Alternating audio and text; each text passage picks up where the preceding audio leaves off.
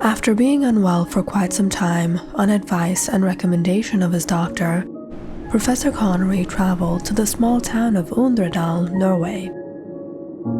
Why don't you take a trip somewhere away from home for a change? It will help you recover. Perhaps you will enjoy visiting Underdog. It's my hometown. Close by the fjord, he booked into a small hotel. Not a lot of people lived here. It was a quiet and peaceful town. And every morning, Professor Connery went out for a walk by the cliffside, enjoying the fresh air. The weather had been gloomy for the past few days, and today, since dawn, it had been pouring. Late in the afternoon, Professor Connery sat out in the lobby's cafe, having a hot cup of tea and krumkaka cookies, when he suddenly heard a voice behind him. "Hello, Professor. I hope you wouldn't mind me joining you." "No, please do." The young woman smiled as she sat opposite to him. "I'm Joanna Kurkova. My father is the owner of this hotel. I recently got news of your staying here from Dr. Cullen. He's quite well known in this town. He's asked of me to make sure you're doing well." "Is that so? Dr. Cullen is quite a strange man. Instead of giving me medicine, he sent me here for a change from the busy city life in America so I can recover my health." "Has your health improved?" I guess he was right. Joanna smiled, taking a pause for a while, before she finally spoke out. "Professor, I understand you're here for your recovery, but when I heard about you from Dr. Cullen, I really wanted to discuss something personal with you. It's about my father." "Sure." "I actually don't live here in Underdog. I'm married, I have children, and I live with my family in the city. In fact, my father didn't used to stay here either. After my mother passed away, I didn't have any other siblings. It was just me and my father. I grew up in his care. My father is a businessman. He has a few hotels in the city, and this hotel here. It was after my marriage, because of his loneliness, he bought this hotel and a bungalow, and sometimes used to come here. But it was much long ago. Due to handling business in the city, he stopped coming here. But about a year ago, some issues arose concerning the payment of this property, and he had to come here, and ever since, he has fallen ill. When I heard of his condition, I traveled here to care for him." "That's quite odd. I came here to recover, and your father came here and fell ill. How can anyone get sick living in this beautiful atmosphere?" "Professor, perhaps this is not a physical sickness. He's being haunted by something." "Haunted? And how have you come to this conclusion?" "I've seen it myself, Professor.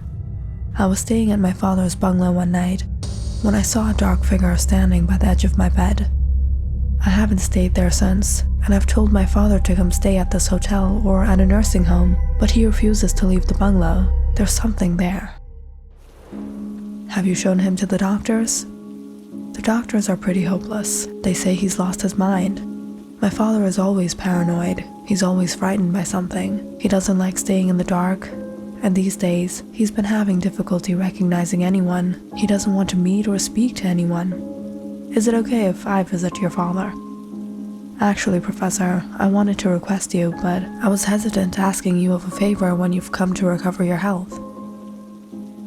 "It's all right. It's not a problem."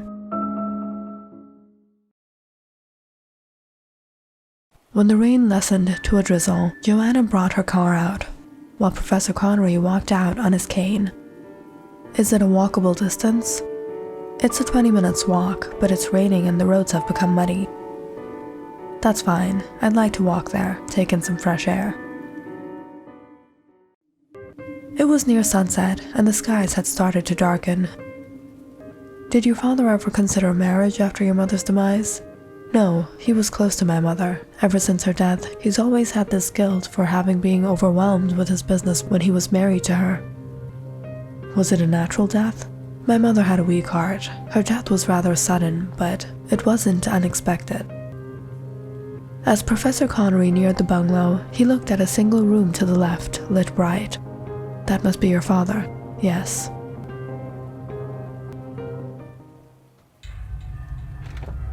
When Joanna escorted Professor Connery inside, he suddenly felt a strange chill. He put on his glasses and told her, "Don't tell your father who I am. If he asks you, tell him I'm a guest at the hotel, and I seek to buy the hotel." Professor Connery followed her inside. There on the bed lay the old man. He looked at them, a bit confused. "You?" Professor Connery took a seat opposite to him. "Hello, Mr. Kurkova. You don't know me, but I'm a guest at your hotel." "Hello. I hope you don't mind lowering the light. I have a condition with my eyes." Joanna nodded, but her father suddenly became a bit anxious. "Don't turn off all the lights. I'll light a candle, father." Joanna lit a candle and placed it by the window beside Professor Connery. But just as Professor Connery took off his glasses, he mistakenly, or not so mistakenly, dropped the candle over. Joanna became a bit worried as her father repeatedly asked, "Turn on the light, Joanna, turn on the light." But Professor Connery ushered Joanna to stay put. "I ask of the spirit inhabiting this home, show yourself." In just moments, the room suddenly became cold. A heavy gust of wind pushed the windows open. At once, the swirling winds encompassed the room. Joanna froze as she saw a figure of a young boy walk out from the darkness behind Professor Connery.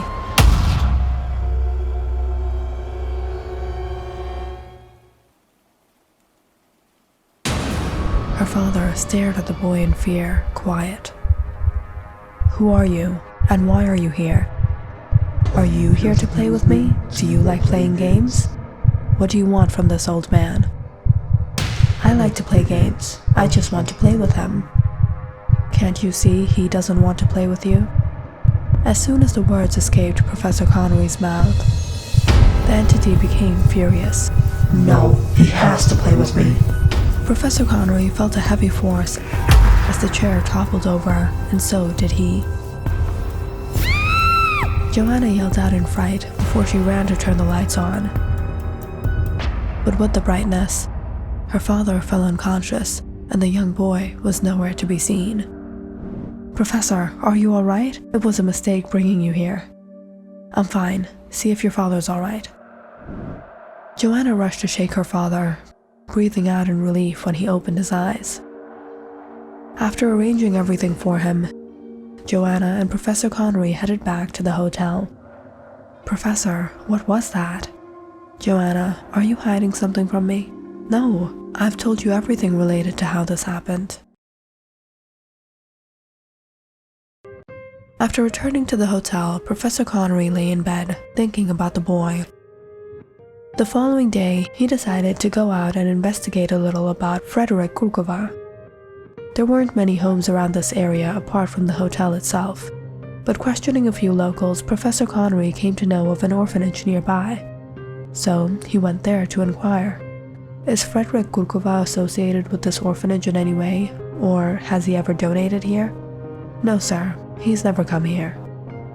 Has any child recently passed away or gone missing from here? No, sir, all our children are healthy. This orphanage is very safe. After Professor Connery left the orphanage, he walked around the area, visiting the cliffside about a 10-minute distance away. He then headed towards Kurkova's bungalow and inspected the area around there.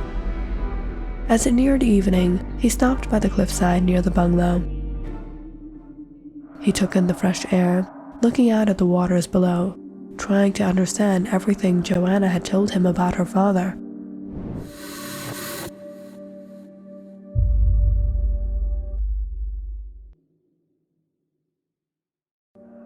Feeling a bit weary, he decided to hike down to the waters.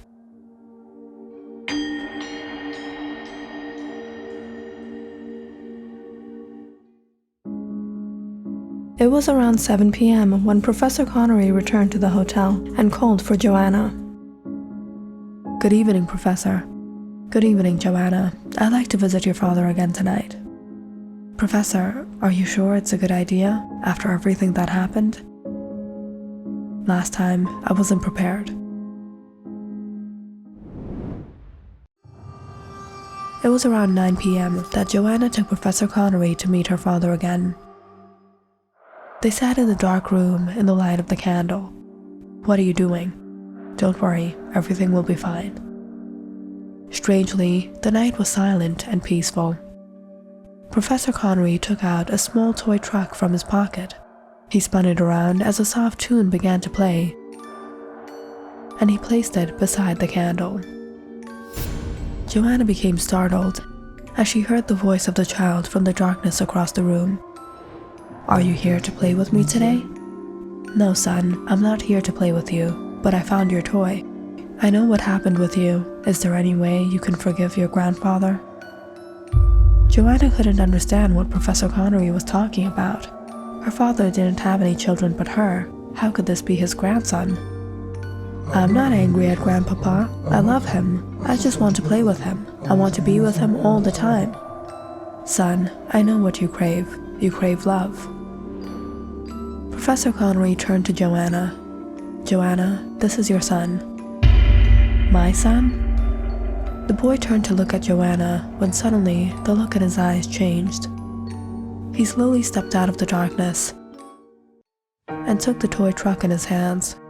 Before he walked to her, Are you really my mother? Why did you leave me at the orphanage? I did not. I thought about you all the time. Did you think about me?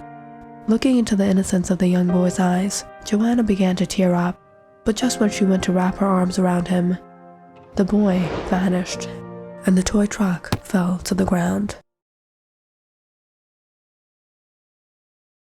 As Professor Connery turned on the light, Joanna turned to her father in rage. He sat there still, staring at her as she yelled at him. Father, how could you do this? How could you do this to me?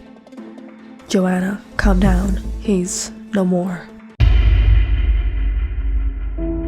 Joanna fell silent as Professor Connery closed Frederick's eyes. Joanna, I asked you, but you didn't tell me. But I understand, it wasn't your fault. You don't know what your father did.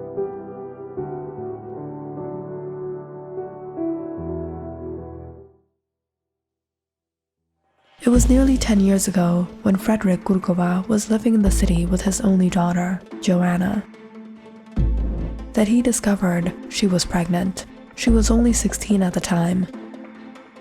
Frederick couldn't bear that his daughter bring shame upon herself and on their family. However, it was too late for anything to be done about the pregnancy. Frederick kept the pregnancy a secret, but the night the child was born, he kept a darker secret from his own daughter. The child was stillborn. In truth, Frederick brought this grandson of his to the small town of Underdog, far from the city, far from their lives, where he made arrangements for the boy at the orphanage. There, he paid the staff to keep the identity of the child a secret. Meanwhile, Joanna moved on and got married. Frederick bought a hotel in this town and a bungalow, since he often visited his grandson. He cared for him and played with him, but as the child grew up, he wished to stay with his grandfather. I want to stay with my grandpapa. Where is my grandpapa? Every time Frederick came to meet him, the boy questioned him about his mother. Grandpapa, where's my mother? Things had started to become difficult for Frederick in this age. He couldn't care for this child. He feared lest the secret come out and they be shamed because of him.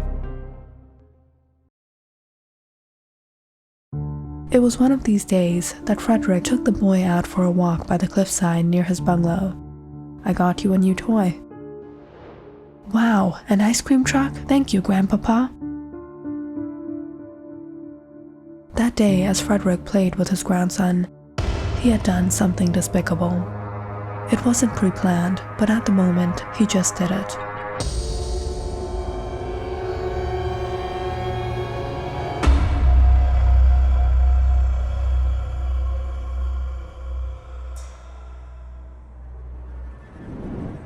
That very night, Frederick left for the city and never returned to Underdog,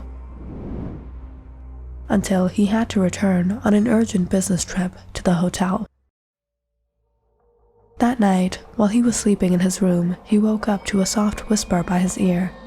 Grandpapa, I was waiting for you forever, and you finally came. Frederick was horrified to see the grandson he had taken the life of standing in front of him. Every night, when he turned the lights off to sleep, he saw him. He was haunted by him. Frederick feared to stay in the darkness. He feared seeing the boy, but he knew he earned this. Out of his guilt, he confined himself to this bungalow and sometimes even turned the lights off himself, so the spirit of this innocent child could torture him. When Professor Connery spoke to the boy the first night, he sensed something wicked had happened. That evening, when he stood by the cliffside, he had a vision of what he feared to be the truth. And when he went down by the fjord, he discovered what remained of the boy. That's when Professor Connery returned to the bungalow, reuniting the soul of the innocent boy to his mother. After many years, not only did his soul meet peace, but Frederick and Joanna had also gotten closure.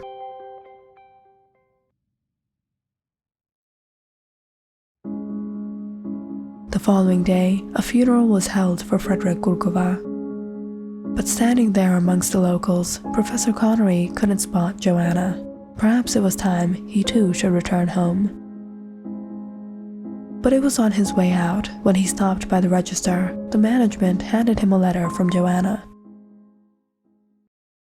Professor Connery, I can't thank you enough for all that you've done. This is but a small gesture of gratitude that you stay here free of payment. I hope for you to return to Underdog whenever you please. A room will always be available for you. Take care, Joanna.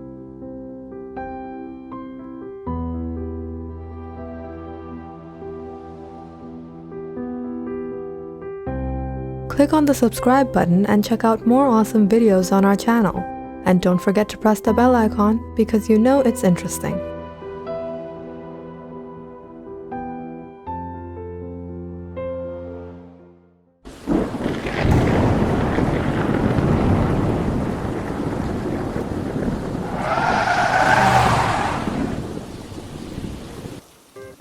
The Georgia National Weather Service predicts the ongoing hurricane may stretch for the next few days. Severe flooding has occurred in the coastal regions of Brunswick. Route 34, 49, and 51 have been blocked due to the flooding. Authorities advise residents who are living in these areas to remain in their homes and not drive through flooded roadways, as water depth and road conditions can be hard to determine. Listening to the news on the radio, Evelyn dropped the map and leaned back with a sigh. Now what are we going to do? Don't worry, we'll make it eventually. I told you we should have evacuated when they gave the first flood warning, but you didn't listen, and now we're stuck in the storm. The rain had been pouring heavily since dawn. Robert and Evelyn were the last of the people who had evacuated their homes in the area to head further inland. Unfortunately, the conventional route they were to follow had been blocked off, and the alternative route they had taken seemed to be in no less of a horrible condition. As the thunder rumbled and the rain poured even heavier, not only making the wheels skid, but making it difficult to see anything ahead of them so late at night, Robert had no choice but to stop the car.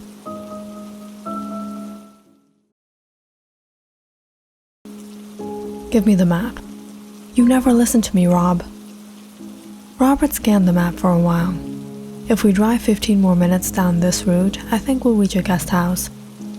So the couple waited a while, and when the rain had lessened just a bit, they began to drive. It took almost half an hour to get there. But the couple finally reached the small motel. They got down to see another car had been parked ahead of them. Quickly getting out their luggage, Robert shut down the car, and at once everything fell dark around them. Carefully making it down the path, they ran towards the front shade, when they noticed another young woman standing there, soaking wet. Is the motel closed? I don't know. I've rung the bell, but no one is opening. I've been standing here for a while now. Robert walked to the door and tried listening for any sound before he knocked. Is anyone there? Evelyn stood waiting as Robert and the young woman tried peeking through the windows. She couldn't help but notice her husband keep looking at her. Annoyed, Evelyn shrugged. When suddenly, she noticed a rope tied to the hook just above the door. What's this? She pulled on it, and at once a loud bell rung on top of the building. Within a while, the three began to hear footsteps approaching the door from inside. And soon, a tall man opened the door, with a candle in his hand. So many people at this time of the night? You all must be here due to the flooding. Yes, we were actually looking for a place to lodge in the storm. Are there any rooms available here? Yes, come in.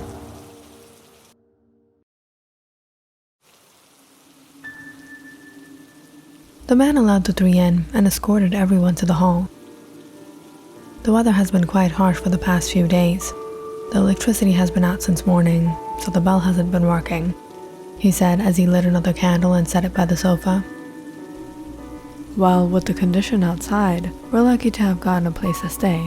Thank you. You all can sit here, and please allow me some time to clean the rooms upstairs. I'll take your luggages there. Are there any arrangements for food here? Not at the moment. In this hurricane, none of the stores or shops have been open for a while. But let me see what I can do. In the mean, I'll get you all some coffee. As the man took his candle and left, Evelyn let out a breath of relief and sat down. At least now we're out of the rain. I've gotten a headache. Robert turned to look at the young woman and smiled. I'm Dr. Robert Peterson, and this is my wife, Evelyn. I'm Kathleen Collins. I'm sorry, but I can't seem to place why you look so familiar. Have we met before? I'm an actress. I've done a few ad films recently. Perhaps that's why. Oh, you're from the new BI 15-inch color TV ad. I almost couldn't recognize you in this darkness. Yes, that was me. We were actually a bit late to evacuate during the storm and we got stuck out here. But how did you end up here? I was traveling to Savannah to shoot another film, but the weather became so horrible, I stopped here hoping I could stay for the night.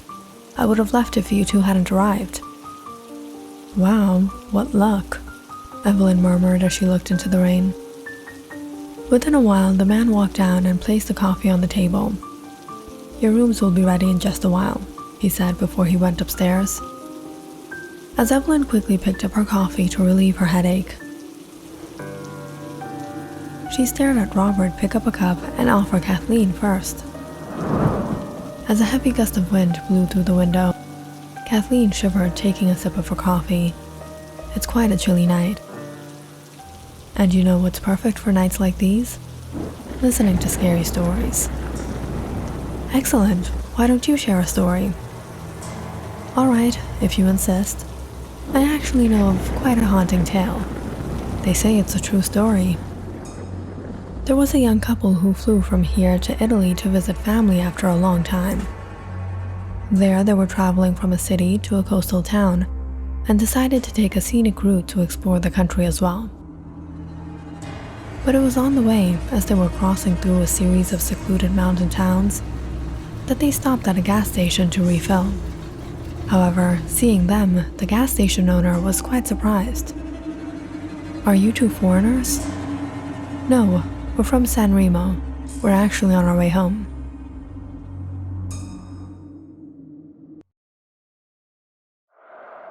San Remo is still a long way from here. Not a lot of cars come in this direction. That's strange. It's so beautiful here. No, these mountains have a dark secret. This place was once known for witchcraft. It's not safe here, especially at night. That's why people tend not to drive through here. Perhaps you two shouldn't either. Dark secret? What dark secret? The couple were intrigued, hearing of a strange legend passed on by the mountain villagers. A long time ago, there was a small town in those mountains. The valleys of Liguria were abundant with provisions. The olive groves, the vineyards, the animals.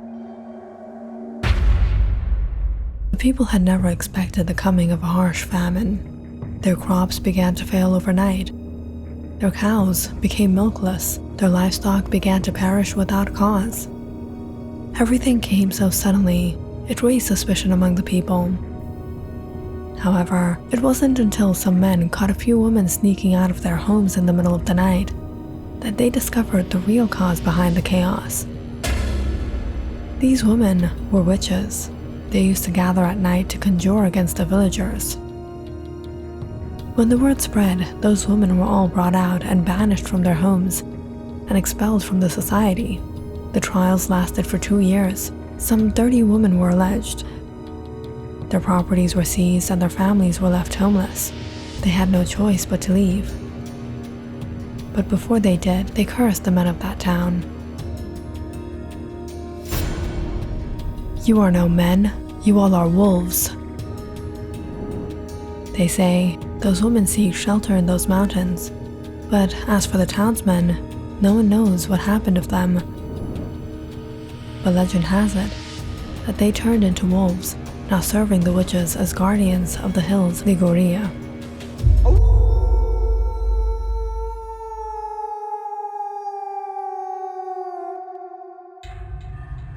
After sharing the legend, the man insisted that they stay the night at the station and continue their journey after sunrise. "Don't worry, mister, we'll be fine. We have family waiting for us." "Then be careful. If you happen to see anything, don't get down from your car. It's better you hurry and cross over as soon as you can."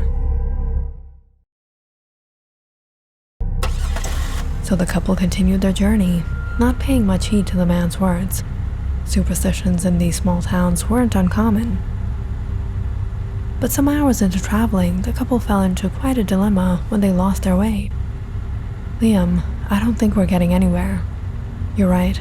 Let me see if I can find anything or anyone around here. Maybe we can get directions." So the young man began walking, hoping to spot a stall or a house down the hills, when he suddenly spotted a man walking a distance up ahead.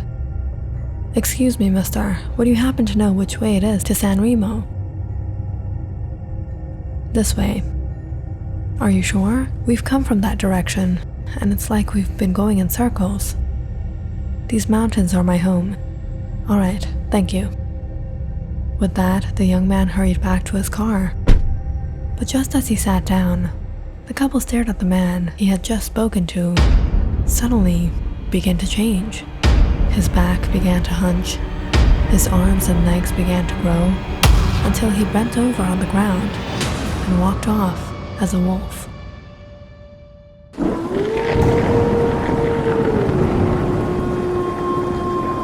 As Robert finished the story and looked up at Kathleen, her eyes were wide in fright.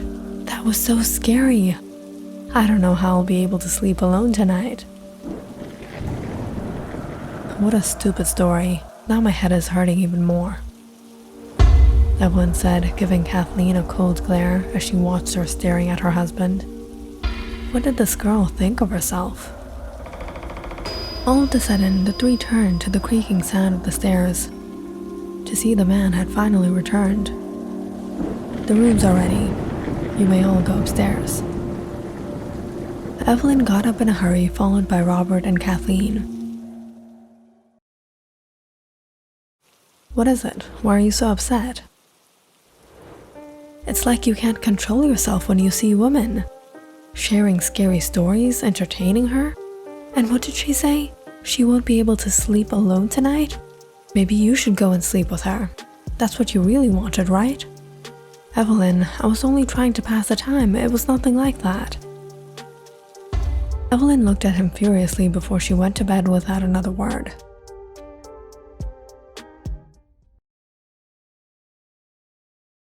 Robert lay down beside her and sighed. She could be so moody. "I don't think there'll be any arrangements for food. We'll have to pass the night like this." But Evelyn silently lay, facing the other way. Robert closed his eyes, trying to rest, when suddenly there was a knock on the door. Robert got up to answer it. "I've made some arrangements for food. Please do come down for dinner." "Sure, we'll be there in a while." So Robert and Evelyn left and went down to the dining area. The smell of roasted meat was heavy in the air. and in this cold, Robert was quite hungry. The couple sat down as the man brought out a platter of steak. "Where is the other young woman? Isn't she coming down for dinner?" "She has fallen asleep," he said as he served both Robert and Evelyn the steak. As hungry as he was, Robert immediately started eating.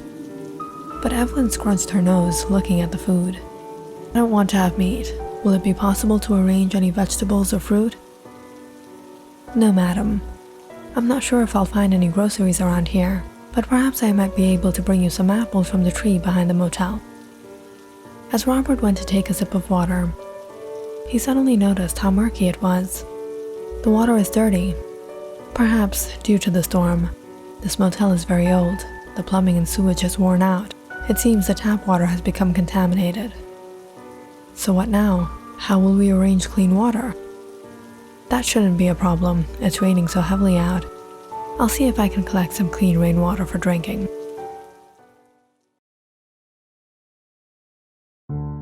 As the man went outside through the back door, Evelyn got up with a sneer. "I'm going to see what's in the kitchen. How does this man even live here with absolutely nothing? You know, this isn't that bad. We can manage for one night." But Evelyn picked up the candle and walked away. The kitchen was practically empty, except for a pan, some knives and utensils. The cabinets were all empty. On the counter were a few pieces of steak, cut up and marinated. Finally reaching up to the pantry, Evelyn opened up, hoping to find some sort of food. But as soon as she went inside, she got a smell of something strange. Lifting up the candle, Evelyn walked into an empty room, when suddenly she froze as her feet hit something. A table. Evelyn looked down, startled by what she saw. She stepped back, seeing Kathleen laying there, her lifeless eyes wide open, staring at her. Evelyn's heart began to race as she noticed a portion of her body was missing. Missing? Was it the steak? Evelyn held her stomach, feeling sick. When suddenly, she heard a noise from behind her as the pantry door creaked open. She slowly turned to see the man staring at her, with a disturbing look in his eyes and a butcher's knife in his hand. "Is everything all right, madam? Do you need anything?"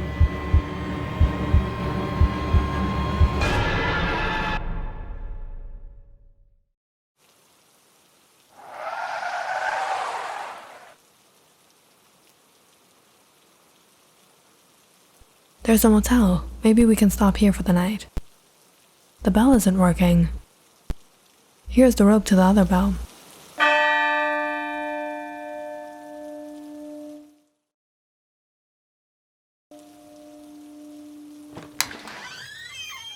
"You all must be here due to the flood. Are there any rooms available for all of us tonight?" "Yes, come in." "And arrangements for food?" "Only steak."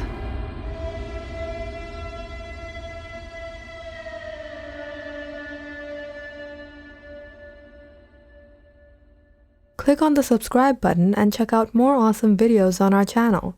And don't forget to press the bell icon because you know it's interesting.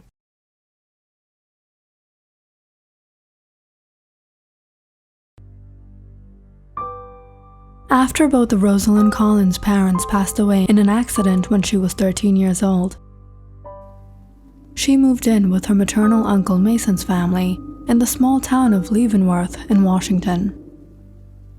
Her uncle worked long hours at a logging warehouse, barely making ends meet.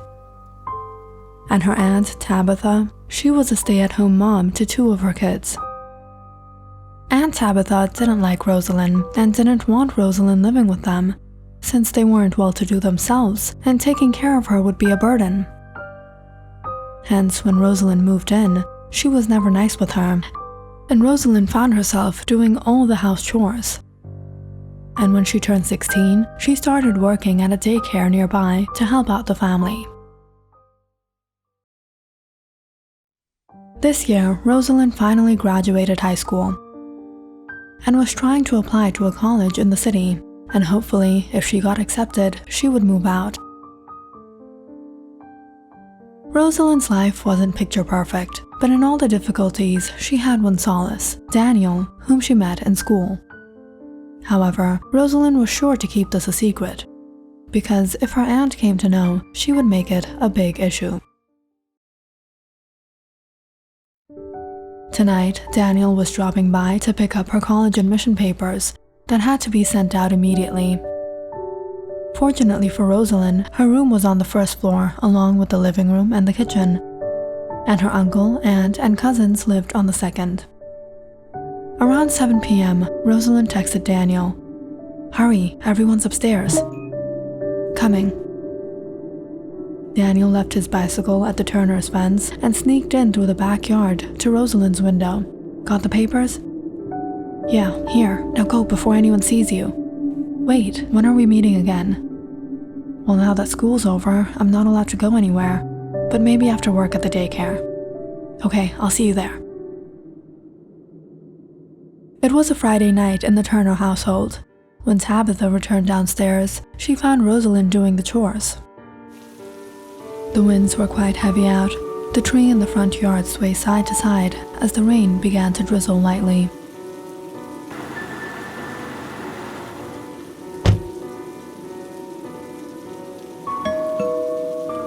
Around 8 p.m., the bell suddenly rang. Tabitha hurried out to check who had come so late. "Hello, I'm Edgar Aldain. Is this the Turner's house?" "Mr. Aldain? Yes, I'm Tabitha Turner."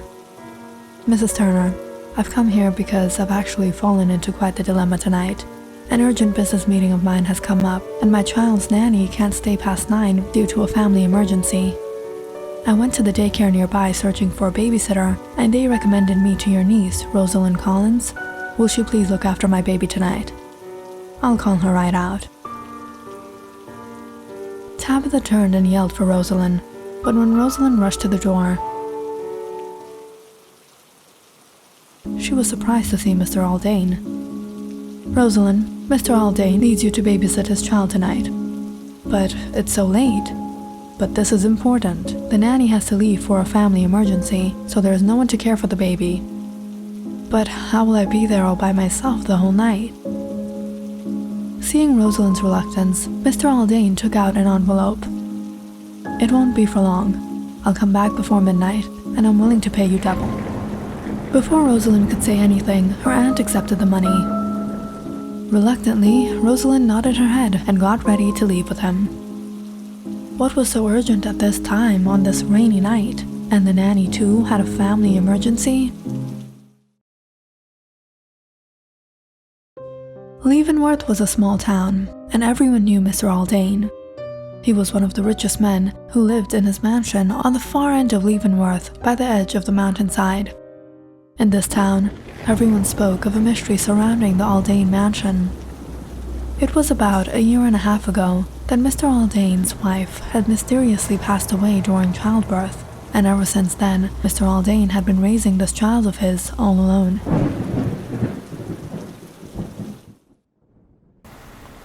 In the rain, Rosalind hurried out to get into his car.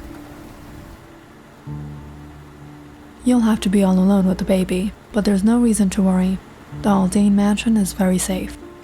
"Okay," Rosalind said. But deep down inside, she was feeling a little scared. "Aunt Tabitha sent me to babysit Mr. Aldain's baby. I'm in his car, on the way right now." "To the Aldain mansion, this late? Nobody even dares to go to that side of town." "I didn't have a choice. I'll have to stay there all alone till midnight." "Don't worry, I'm coming. I'll stay there with you." "But how will you come? It's really far." "I'll take my bicycle. It'll probably take 1 hour."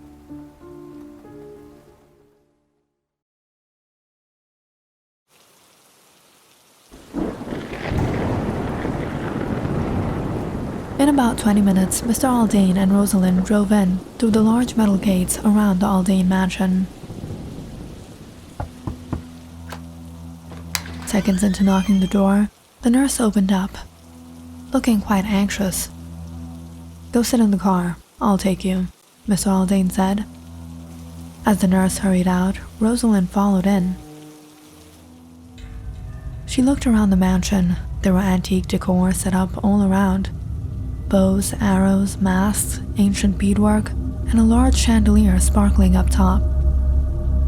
But what gave Rosalind the chills was the loneliness and the darkness. The lights were all dimmed out, and every step she took, the sound echoed in the air. To the far corner, a portrait of Mrs. Aldain. She was a beautiful woman. "The baby is sleeping upstairs," Mr. Aldain interrupted. He then escorted Rosalind to the kitchen and opened the fridge. "If you're hungry, there are some snacks here. Feel free to have them. And if the baby gets hungry, feed him this bottle of baby formula." Rosalind then followed Mr. Aldain upstairs and down a long hall to a single room where he suddenly stopped and turned to her. "My son has a condition. He suffers from light sensitivity, so there's a candle lit in the room. You mustn't take him out into the light and try not to make noise. He wakes up to the slightest motion."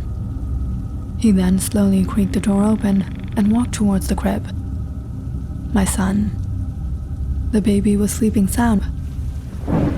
As the rain began to pour heavily over the roof and the thunder rumbled, Mr. Aldain walked to the corner of the room and showed Rosalind the bathroom before they walked out again. "I should head out before the rain gets too heavy. Come downstairs and lock the door, and when I return, check before you open it."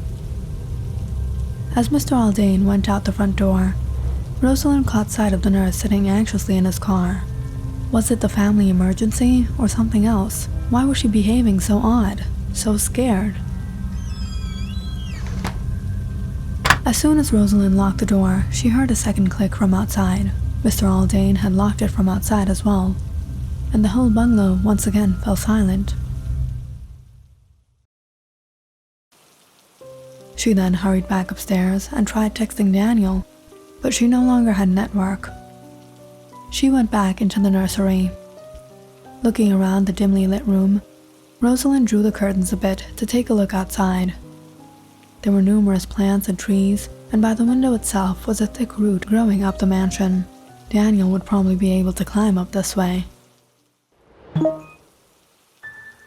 She caught a signal. "Are you there yet?" "Yes, I'm here. How far along are you?" "I'll be there in 20 minutes. With the slightest sound of her phone, the baby suddenly started shifting.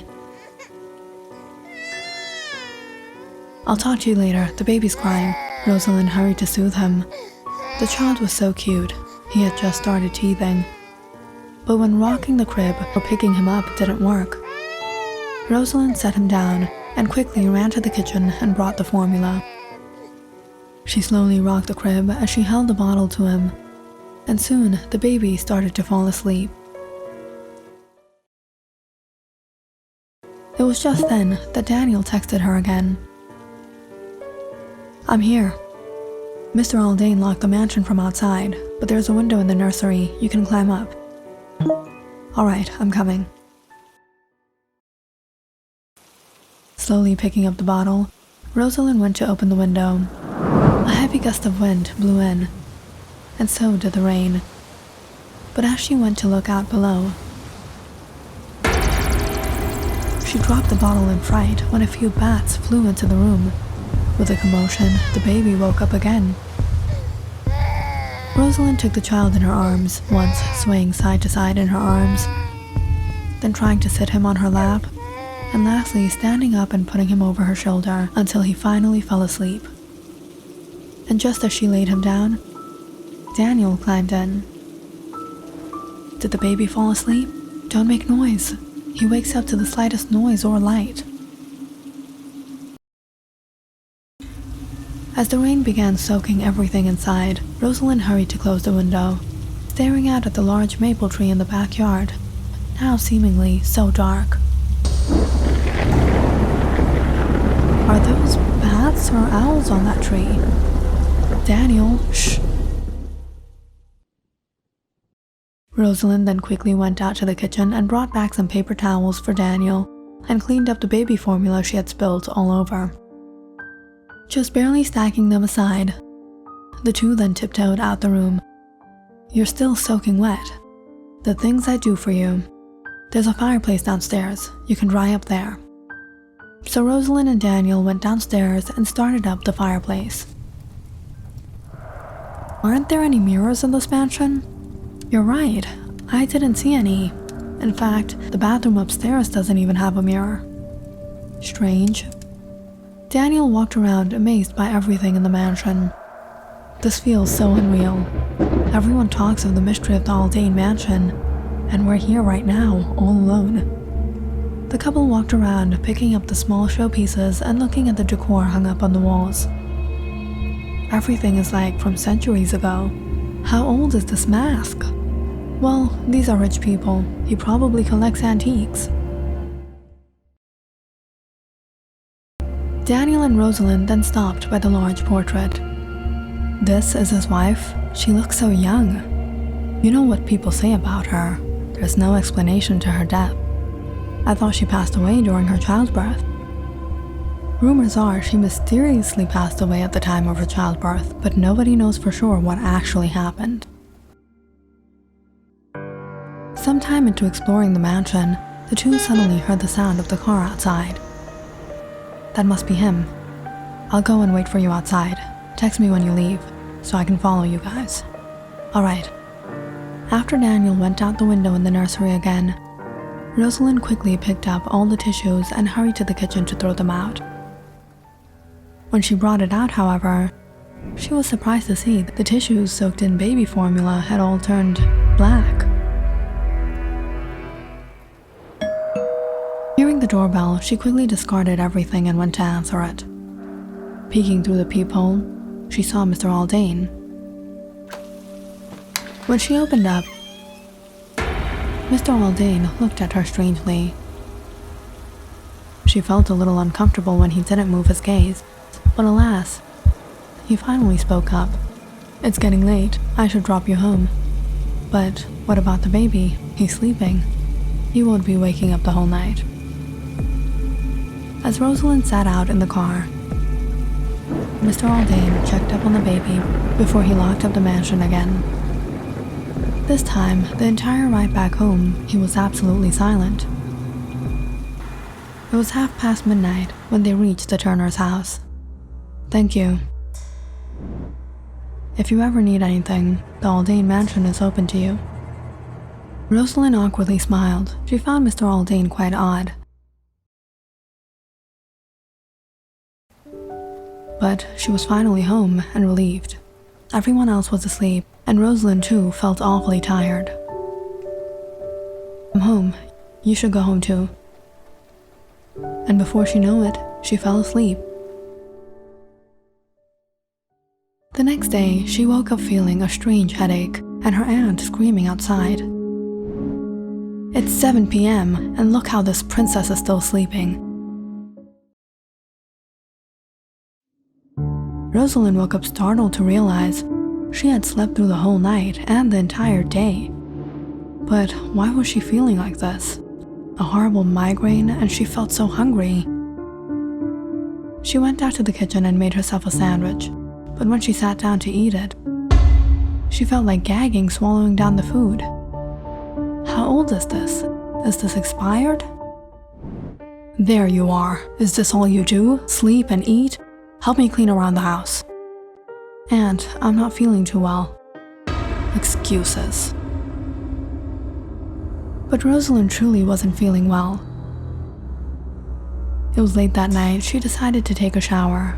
Perhaps that would get rid of the headache.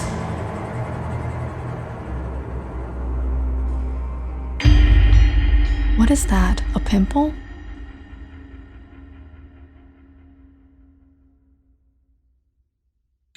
Rosalind lay in bed that night, still feeling awful. What was happening with her? "Hey Daniel, did you get sick after that night?" "No, I'm fine." Then why was she feeling like this? Hearing about her condition, her uncle came to see her. "How are you feeling?" horrible. I heard you went to the Aldain mansion. Did anything happen there? No, Uncle. It's probably because I got wet in the rain. Alright, did you send in your college applications? I did.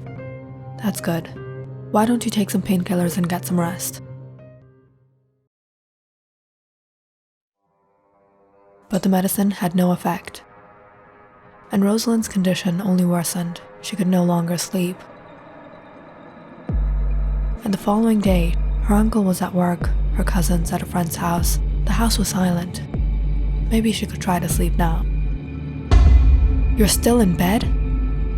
What do you think of yourself? We'll raise you and serve you? Aunt, please leave me alone. I'm not feeling well. Who do you think you are? A princess like your mother? Living in a free house, eating free food? You're nothing but a burden. Leave me alone.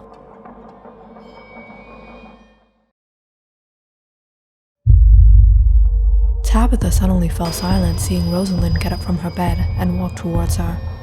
Don't you dare look at me like that! But now, she felt frightened, seeing Rosalind's eyes become red, her skin pale, as she began to transform into... Okay, you go rest.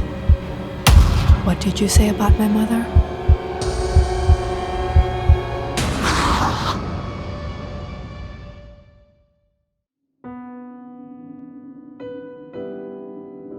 Everyone thinks she slipped down the stairs and snapped her neck. But I know the truth. They were the ones who gave me shelter, who took care of me. These cousins of mine will now grow up without a mother, just like me. What have I done?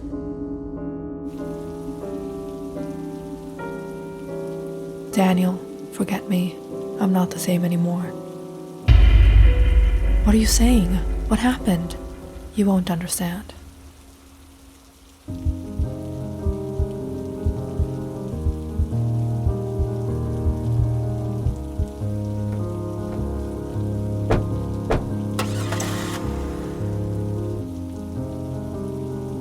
Click on the subscribe button and check out more awesome videos on our channel. And don't forget to press the bell icon because you know it's interesting.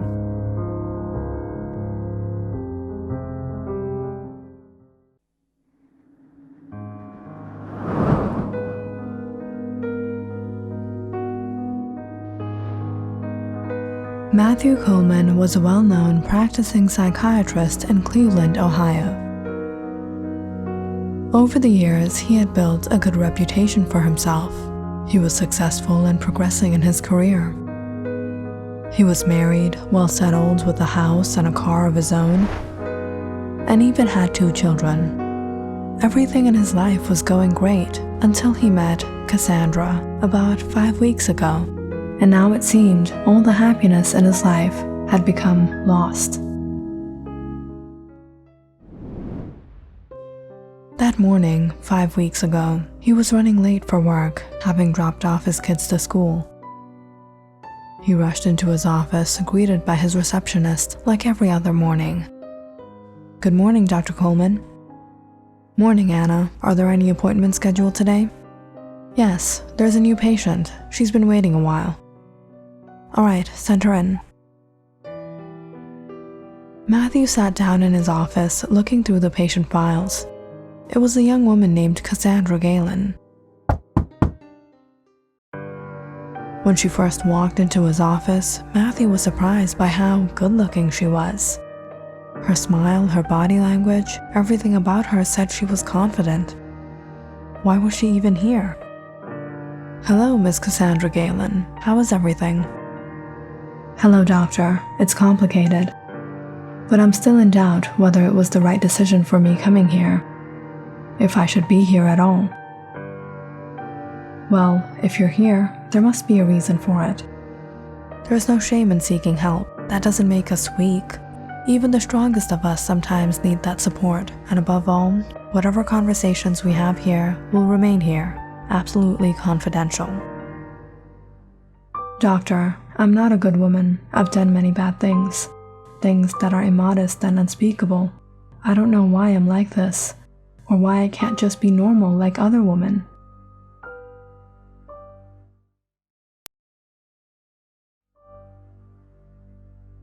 Sometimes we're more critical about ourselves than we should be. Can you really define what normal is? Everyone is different in their own ways. It's not necessarily a good or bad thing. There is good and bad present in everyone. No, doctor, you know when something isn't right. Everything about me tells me I'm not normal.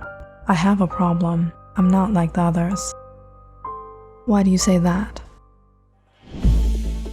I have an extreme fascination with male body parts. Matthew put down his pen and looked at her with a smile.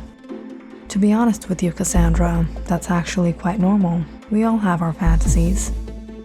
No, doctor, I have extreme fantasies. Can you elaborate on that? I want to... As Cassandra confessed her fantasies, her urges and desires, Matthew listened to her in awe. In all these years, speaking to so many patients, he had never been this impacted by any one of them. In fact, he was trained not to be affected personally by the lives of his patients. But this time, he couldn't help but be mesmerized by this young woman. Every word she spoke, every little confession of hers, felt like it was changing him, changing the way he thought. The more she explained herself, the more Matthew became spellbound by her. He was left wanting more than what she wanted to reveal. Thank you, doctor. Speaking to you has actually made me feel a bit relieved. That's wonderful. Perhaps we should have a few more sessions, Cassandra. I'll have a weekly schedule set up for you. All right. Even after Cassandra left, Matthew couldn't stop thinking about her, about the things she told him. The more he thought about it, the more eager he became for when she would return the following week. Have you experienced any of these desires since we last spoke? Yes, doctor. I can't help myself. I've lost track of all the people who have become victim of my lust. Cassandra, everyone has these feelings. Lust and desire is present in everyone.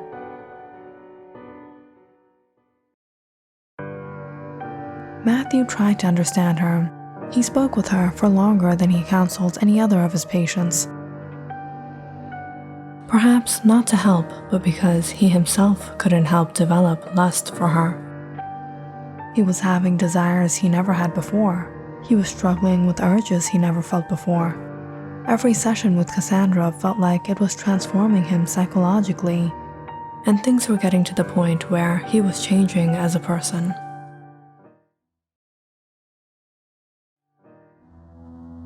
Matthew wasn't himself anymore. He wasn't the happy, optimistic man he used to be. His behavior was changing. With every day that passed of Cassandra roaming in his mind, it was becoming difficult for him to focus. His urges were stronger, and he found himself subconsciously seeking to fulfill them. Every time he went out of his office, his eyes caught sight of Anna. He had never noticed her until now. She looked beautiful, desirable. Good evening, Dr. Coleman. Here are the files you were waiting for. Thank you, Anna. Matthew couldn't help but look at her, stare at her body. It was within a while that he realized she was looking at him too. She uncomfortably shifted in her seat before she asked, "Doctor, is everything okay?" "Yes, it's fine." Without saying much, Matthew returned to his office and closed the door. He tried to clear his mind, but all he really did was wait for Cassandra. He wasn't able to focus on any of his other patients, and simply sat there while they spoke on and on to him. "Cassandra, you're a little late today." "Sorry, doctor, I got a bit held up, but are you growing a beard?" Matthew held his chin and chuckled. "You noticed? You should keep it, it suits you. So tell me, how was your week?" "I've been having dreams. I've been fantasizing about things I wouldn't dare tell anyone." Listening to Cassandra only revived his urges, made him wanting more. He was having difficulty keeping self-control. It started to affect his family life. It had been days since he spent time with his kids. As a matter of fact, he didn't want to. Every night when he returned home, they would be waiting to play with him.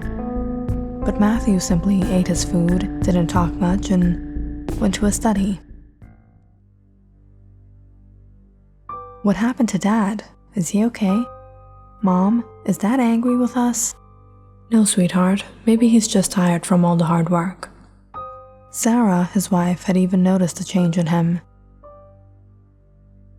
It was near midnight when she came to the study. Matthew, you've been here for a long time. Aren't you going to come to bed? Yes, I'll be there in a while. Is something wrong? You've been really quiet lately. You've been avoiding the kids. You've been avoiding even me. It's nothing. In desperate want to fulfill his desires, Matthew spent the night with his wife. But he ended up staying awake much of the night, still thinking about Cassandra. The next morning, he dressed up in a hurry to get to work. He sat at the table just barely skimming through his emails when his wife came to him with coffee and smiled. What happened to you last night, Matthew? You were amazing. We've been married for so many years. We even have 2 kids, but we've never had a night this wild before. Matthew tried to smile at his wife, but deep down inside, he still felt so unsatisfied. All Matthew was doing was replaying those moments he spent with Cassandra, remembering her every word, her every expression, imagining himself with her. It felt like he was living another life in his mind. He was in another place. He felt so disoriented. Life was becoming difficult. But on the 4th week, the day Matthew was anxiously waiting for Cassandra, and she didn't arrive to her appointment, Matthew became disheartened. He hurried out to the reception and asked Anna, "Did Cassandra Galen come today?" "No, doctor. She canceled her appointment today. She said she would try to reschedule next week." Matthew couldn't understand why she would cancel. Was she planning on stopping the sessions? Why wouldn't she come? "Okay, call her tomorrow and reschedule the appointment." "Sure, doctor." Matthew waited until the next week, desperately wishing to meet her again. But Cassandra didn't arrive to the office nor leave him a message. Matthew couldn't focus on anything anymore. All he thought about was the next time he would see Cassandra. Life couldn't go on like this. He had to do something. But what? What would he do? He paced to and fro under the dark, gloomy skies. He stared at the first drops of rain speckle the ground. What was he waiting for? He felt what he felt. He wanted Cassandra. He needed Cassandra. And he'd do whatever he had to have her. Matthew went to his office and met Anna. "Did you reschedule the appointment with Cassandra?" "I tried, doctor, but she hasn't been answering the calls." "Give me her address." "Is everything all right?" "Give me her address, Anna. I don't have time." Matthew hurried out to his car, looking at Cassandra's address. She lived about an hour away from here. He pressed on the gas and swerved the car around on the road. He drove across town to Cassandra's house.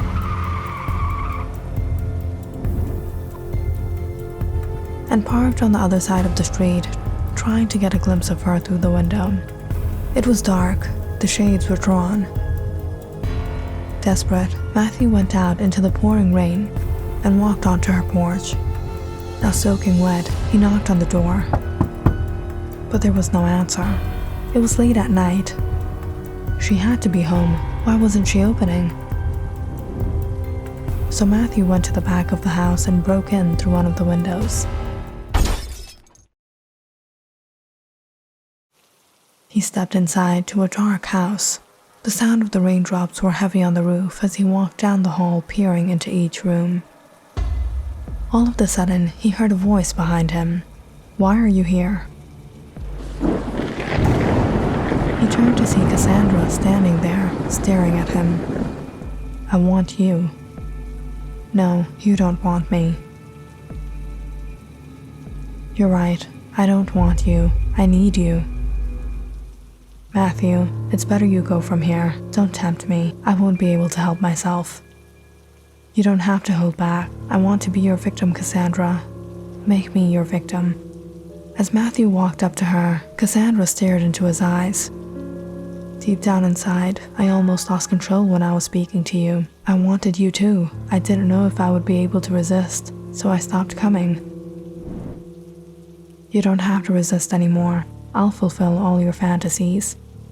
Cassandra took Matthew's hand and led him down the hall to her room. Come with me. She sat him down before she whispered, then fulfill all my fantasies. After spending the night with Cassandra, Matthew fell asleep at her house, in her bed, finally content. But it was sometime later that night that he woke up feeling a bit strange. He had a numbness in his head. When he opened his eyes, he was a bit surprised to find both his hands and legs tied to the four corners of the bed. Matthew smirked at Cassandra watching him from the edge of the bed. Haven't we played enough games? The game has only begun, sweetheart.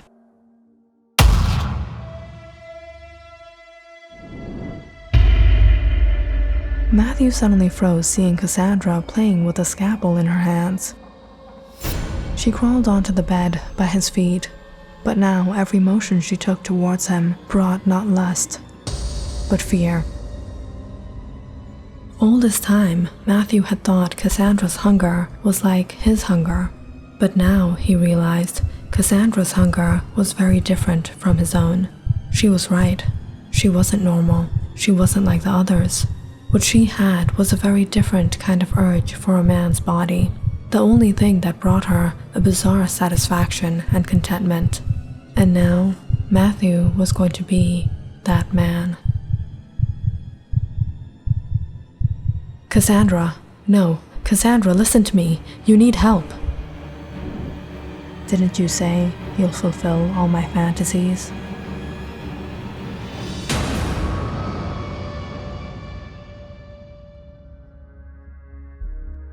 Click on the subscribe button and check out more awesome videos on our channel. And don't forget to press the bell icon because you know it's interesting.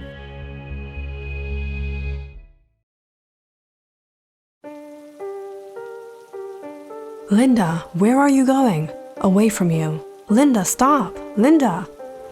After another heated argument with her husband, Kyle, Linda grabbed her car keys and stormed out into the pouring rain. She wasn't going to tolerate this a minute longer. She couldn't take it anymore. What did he think of himself? She wouldn't stand up to him? Linda hurried into the driveway as she saw Kyle running after her. Linda, get out of the car! Kyle hit on the window, yelling at Linda to get out, but she didn't pay him any attention. She pressed on the gas and swerved the car around onto the road and drove off. She was so enraged, she didn't even know where she was going. The only thing on her mind was that she had to get away from Kyle. They lived in the small town of Cold Spring in upstate New York, about 2 hours away from the city. If anything, she would go there and move into a friend's house for the time being. Kyle needed to learn that he wasn't just going to treat her like that and get away with it. And if she had to give him the silent treatment for days, she would. The weather was cold out tonight. The skies were pitch dark. It had been pouring since morning. Linda kept scanning the road behind her. She knew how Kyle was. He would try to follow her. The coast seemed clear, but there was no guarantee. She opened the window just a bit to let in the moist breeze and the smell of the fresh pine that surrounded her on both sides of the highway. She needed to breathe. But about half an hour down the secluded road, Linda suddenly heard a strange noise, a low thump. She continued driving, ignoring it, and keeping an eye on the road behind her. She didn't want him catching up with her now. But only a while later did she realize she was stuck here in this weather when the car suddenly broke down. She tried to start up the engine, but soon enough, she noticed smoke seeping out the hood. Darn it, now what am I going to do? In a hurry, Linda didn't even take her phone or even a purse. She stepped out into the rain and opened the hood of the car. But staring inside, she had no clue what she would do to fix it. Maybe if she kept walking, she would reach a gas station. She would request to use the phone and call one of her friends, but she was definitely not going back to Kyle, no matter how difficult it got. And if not anything, she would hitchhike and get to the city. But just then, Linda heard a car in the distance. Shoot, he found her. Now completely drenched in the rain, her locks of hair trickling water, she squinted out to see a police car. It wasn't the usual one, it was one of those old police cars. Where did he get this one? She curiously watched as the car pulled up beside her, and the officer rolled down the window. Linda let out a breath of relief, seeing it wasn't Kyle. Thank goodness. I thought it was my husband. Your husband? My husband is also a cop. I thought he would follow me. He probably is. Is everything okay? What's the matter? I was driving to the city, but my car suddenly broke down, and now I'm stuck here in the middle of this highway in this rain. I see. I'm Officer Dean Cullen. You're lucky I was patrolling this route tonight. It won't be safe if you stay here at this time of the night. Come with me. There's a guest house about 10 minutes away from here. I'll drop you off there. Linda was a bit surprised at how kind and polite the officer was. Thank you. She grabbed her car keys and locked up before she got into his car. I actually left the house after an argument with my husband. I always wanted him to leave his job at BIIPD. I always thought police weren't good people. They can be so hard-hearted and cruel. But meeting you today, I don't know what to think anymore. You've been so helpful and nice. Thank you. I always try to give my best, whether on or off duty, remain loyal to the badge. Why can't he be like you? He rarely has time for me. I mean, I don't even remember the last time he bought me a gift. He's always overwhelmed with his job, working overtime. Well, it's not easy being a police officer. It's hard work. But you should leave time for other things in your life. You know what I mean? Maybe he's just like this because he's young. But he doesn't realize this youth isn't gonna last forever. I understand. Officer Cullen suddenly stopped the car. I'm only patrolling this route, so I'll drop you off right here. The guest house is just a walk down to the left. Linda stepped out. The rain had slowed down to a drizzle, but it was really dark. Officer Cullen got out of the car and led the way. It was hard to keep up, but Linda could make out his presence ahead. Much of her clothes were still drenched, and in the gusty winds, she couldn't help but shiver as her teeth chattered. But it was a few minutes into walking that Linda started to feel a little strange, like they had been walking a long time. How far along were they?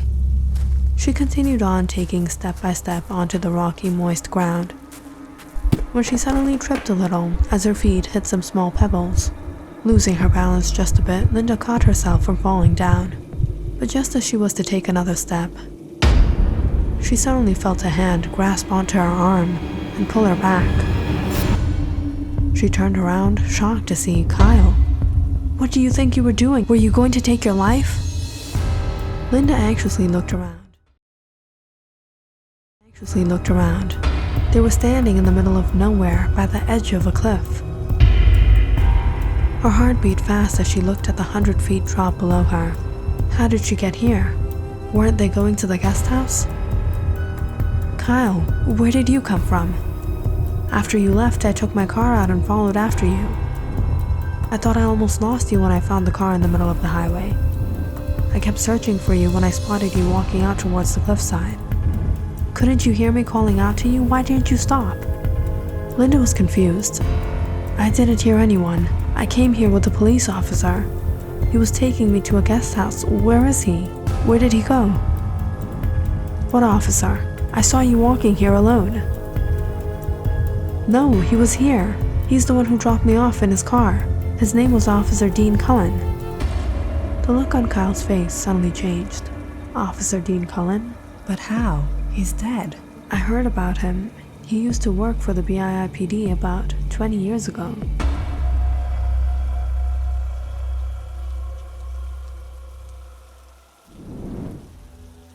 Officer Dean Cullen worked for the BIIPD in the 1970s. He was a senior officer, harsh, stern, a brute. In fact, everyone in the department knew him for being very judgmental and biased, often entrapping people just out of his blind hatred. In other words, he was one of the many folk that corrupted the system of justice. He extorted people for money and misused his power, and no one dared say a thing to him because he was above them all. This was just how things ran, until Officer Cullen was assigned a new partner who was much junior to him. His name was Roger Allen. He had just joined the BIIPD and was looking forward to gaining knowledge and experience working with him. It was one night while on patrol that Officer Cullen spotted a woman walking around one of those kind of clubs. She's a new fish. Roger silently watched as Officer Cullen began harassing the woman. "What are you doing here, at this time of the night?" "Nothing, officer, just heading home." "How many customers you picked up tonight? You know you can be arrested for this." "I don't know what you're talking about, officer." Perhaps we can let you go if you agree to do something for us. Roger was surprised when Officer Cullen took a bribe from the woman and returned to the car chuckling. Over the days, Roger noticed Officer Cullen did this quite often, intentionally patrolling these districts and allowing criminals go for a bribe. "What's in that bag?" "There ain't nothing, officer." "Roger, do a search on him." "Officer Cullen, the bag is loaded with packages." "Please, I have a family. I don't have a choice but to do this." "How about I give you a choice? You either go to jail, or I make you a deal." Whenever Roger saw Officer Cullen doing this, he was shocked. How could a senior officer behave like this? And it was one day at the precinct that he happened to share this with one of his colleagues. Does the department know what Officer Cullen is doing? He's been extorting innocent people, taking bribes instead of maintaining the law. Everyone here knows about it. The system is corrupted.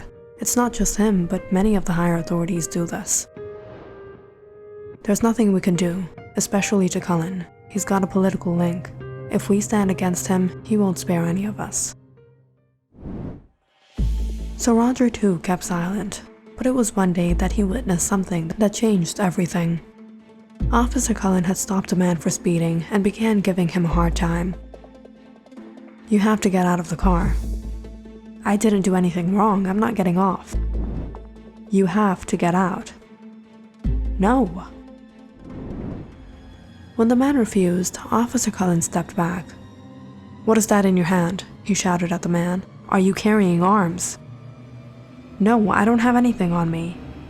"What are you hiding? Put your hands up. The vehicle has to be searched." "I told you I don't." In the hustle, Roger watched as Officer Cullen shot the man. He watched him take an innocent life. His face felt pale. He felt suffocated with guilt. How could this man be so cruel? But Officer Cullen walked up to Roger and patted his back, chuckling. "Grow up, my son. You gotta be a man to be a real officer. We need backup here."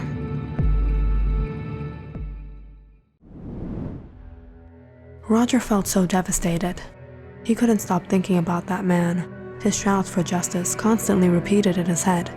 He had to bring an end to this corruption.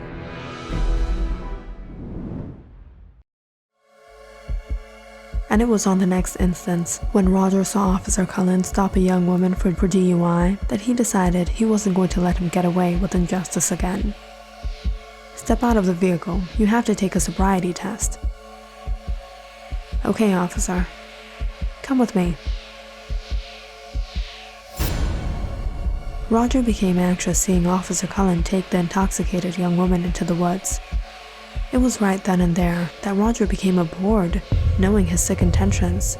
He was planning on taking advantage of her.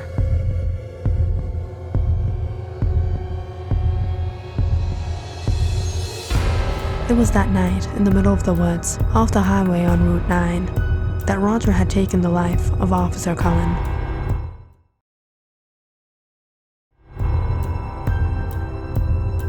He fatally hit him over his head and set up the whole incident like it had been an accident, throwing him off the cliffside and crashing their car. When the BIIPD found out about it, they realized what had happened, but no one said a thing. They had all kept it hidden, knowing this was the only way they could have stopped the evil Officer Cullen had been committing. People often reported seeing a police officer roaming the highway road on Route 9, trying to lure people to their ends. Officer Dean Cullen continued to commit evil after his death, as he did in life.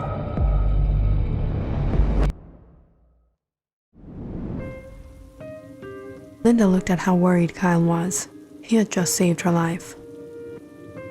She suddenly came to realize how much he cared for her, how much he loved her.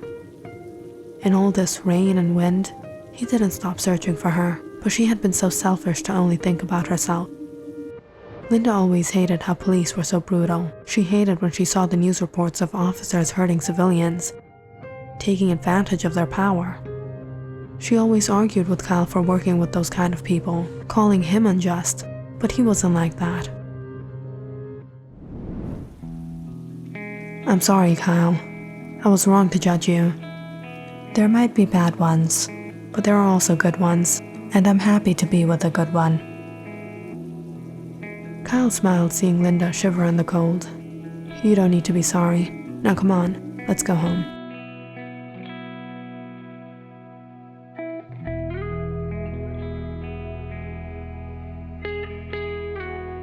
Click on the subscribe button and check out more awesome videos on our channel.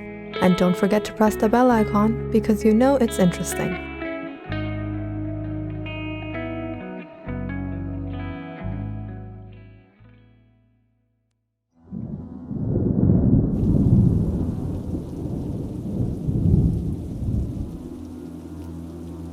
The first droplets of rain speckled the ground as strong gusts of wind swirled in the air in the village of Galage, Hungary.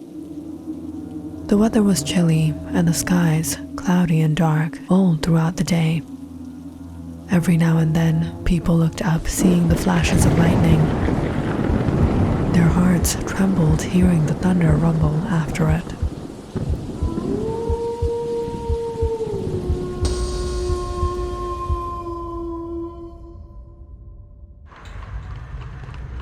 Traveling from afar, Father Victor Horvath reached Galage some time before sunset to find the villagers locking up their barns and stables, others packing up their stalls and shops. The looks on their faces, frightened and anxious to return home before the darkness of the night fell and danger ensued. Everyone had but one fear in their hearts as they rushed down the streets, that perhaps if they didn't make it in time, they would fall prey to a vicious creature lurking amongst them in this very village.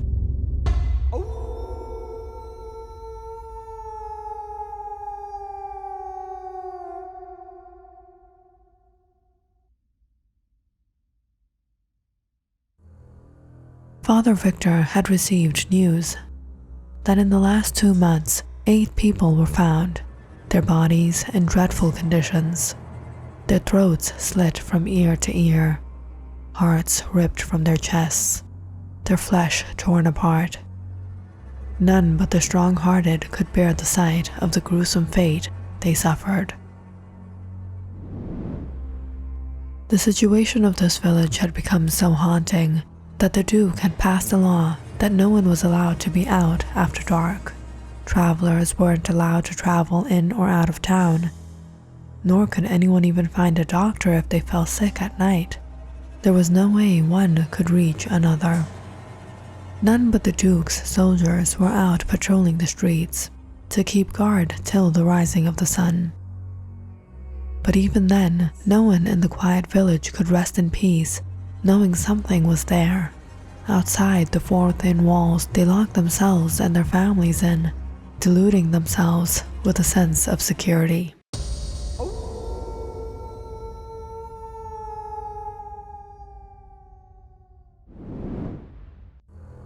There was no doubt danger lurked through the streets of this village, but not everyone wanted to believe this was a vicious creature, but perhaps it was the work of a vicious, heartless human being.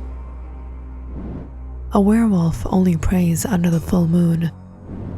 A vampire feasts on blood. But the occurrences that were happening in this village didn't seem to be that of either. Whatever was here attacked regardless of the full moon and feasted not just on blood but on flesh.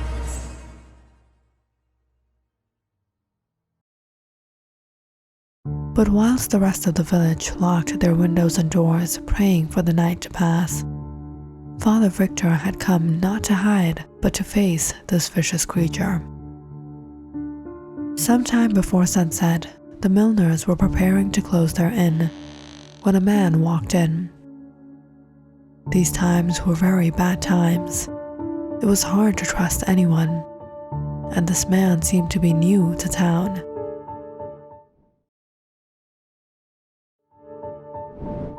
Anna and Ben looked at each other in concern before Ben ushered his wife inside, as he suspiciously eyed the man as he came to the counter. "Hello, my name is Victor Horvath. I've traveled here from Lillaford. Will it be possible to make arrangements here for my stay? How long are you planning to stay?" "I cannot say for sure, but perhaps some time before I get some work done here." Seeing the hesitation in the man's eyes, Father Victor took out a pouch of coins and placed it on the counter. "I'll pay in advance."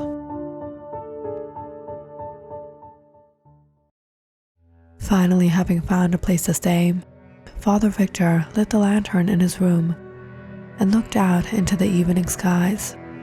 He hoped he could fulfill the reason for his coming here, to solve the mystery behind these gruesome happenings, the mystery behind this vicious creature.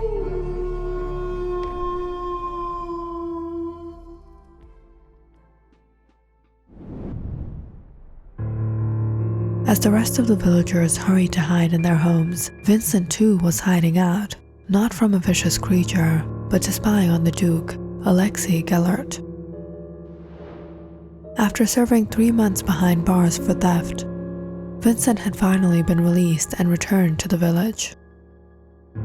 In all these days locked up, contemplating on his previous actions, Vincent had decided he no longer wanted to be a petty, worthless thief. He was never going to get anywhere pickpocketing from people. He wanted a big change in his life. Or in other words, a big catch that would settle him for life. And luckily for him, he found himself an easy target. Whilst in jail, Vincent had met a man who used to be a servant to Duke Alexei Gellert. The man had been arrested for getting into a fight with one of the Duke's guards. From him, Vincent had heard many stories about the royal Duke and his secrets. The people in the royal family think the Duke is engaged with the Princess of Novage, but in fact, he has a secret affair with a foreign woman. Her name is Gisela LeVay, and she's a very wealthy widow. She settled in town after her husband passed away. She used to attend the royal balls and elite parties, and she would always be dressed in heavy jewelry.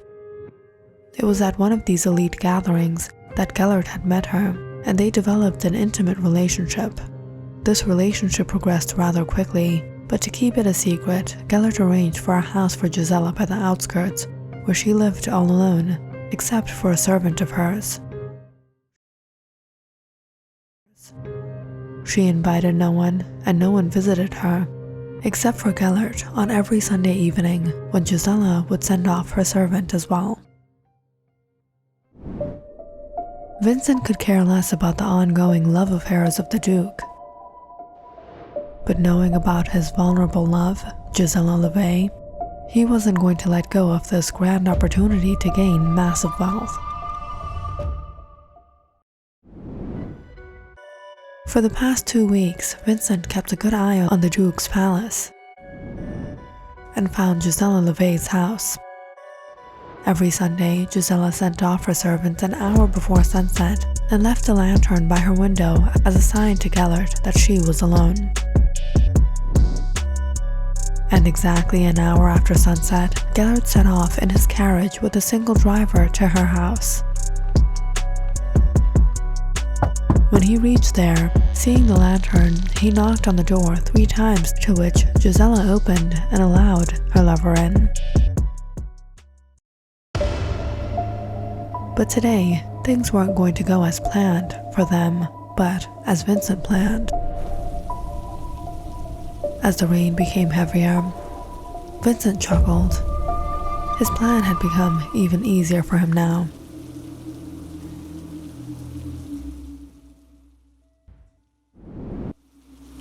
At exactly 7, Gellert and his servant got onto his carriage and headed out into the forest path towards Gisela's house.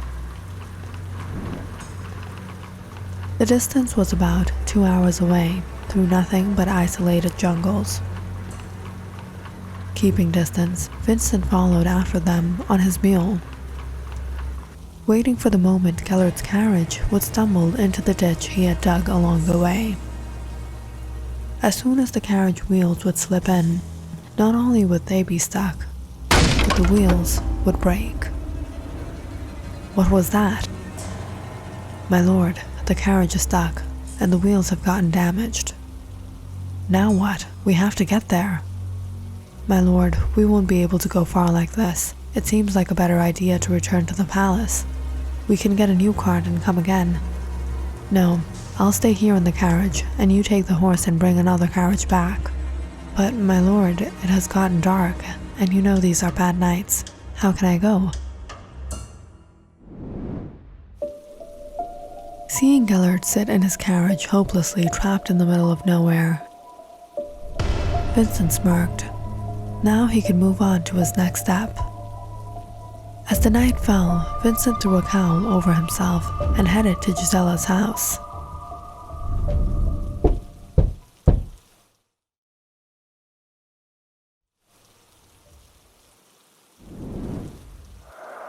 That must be Alexei. Expecting Alexei to arrive, Gisela picked up her lantern and rushed out of her room. With a smile, she pulled open the wooden doors. "Alexei, you're a little late today," she said, but just when she lifted the lantern, she saw someone else.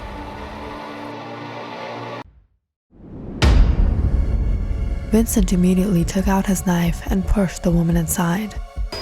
"You make one noise, and I'll cut your throat." The lantern fell from Gisela's hand and extinguished. As she got back up on her feet again, anxiously staring at this intruder. So the widow not only wears her jewelry outside, but inside her home too. "What do you want?" Vincent chuckled, holding the knife firm in his hands as he approached her. "Everything."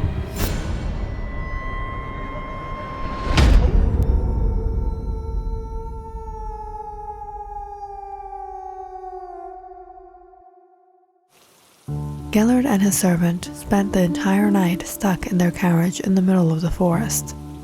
The rain poured incessantly, and even with the start of morning, the skies remained dark and cloudy.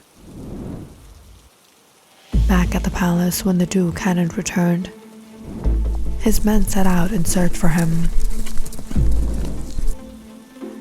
Gellert was able to return home by the afternoon, however. He immediately sent 2 of his messengers to Gisela's house to inform her of the incident, and that he would try to make it the following evening. At once, the 2 men set out on their horses, reaching there in the evening. As they knocked on Madame Gisela's door, no one opened up. After some time, they realized the door had been unlocked. Stepping in, they called for her. "Madam Gisela, there's a message from the Duke." But their voices echoed in the silence. Searched the house. The men sensed something wasn't right. And just as they stepped into the drawing room, they froze, seeing something they weren't prepared to see. There on the ground lay the lifeless body of a man, torn to pieces in a dreadful condition. "My lord, there was a break-in in Madame Gisela's house last night. A petty thief had intruded into her home. We found him there in a horrible condition, perhaps prey to the creature. But Madame Gisela is missing." Missing? The news spread like wildfire in the village when the Duke ordered his soldiers to find the whereabouts of Gisela LeVay. Everyone was frightened knowing of another attack by the creature. When the news reached Father Victor that night, he immediately set out. When he reached the house of Gisela LeVay, he found a few curious villagers had gathered outside with their pitchforks and torches, demanding answers, while the Duke's soldiers held them outside. Father Victor walked through the crowds and took out a gold pendant from his pocket, showing them. "The royal seal. I'm a man of God." At once, the soldiers made way for him, allowing him to enter the house. Inside, Father Victor joined Alexei as his men arranged to take out the remains of the man. Alexei held his face and shook his head, unable to bear the sight, unable to rest, not knowing what happened to Gisela. Father Victor placed his hand on his shoulder. "Father, what kind of inhumane creature could take the life of a human being like this? Sorry, my son. I was late." "What do you want?" "Everything." The previous night, as Vincent held his knife to Gisela, demanding her to remove all her jewelry and take out all the wealth she owned, he was surprised to see Gisela standing calm and quiet. "Did you not hear me? I won't spare you. Go and bring out your jewels." But Gisela suddenly let out a smirk. Vincent stumbled back, seeing her teeth become piercing sharp. Her eyes develop a yellowish hue as she suddenly grew taller than him.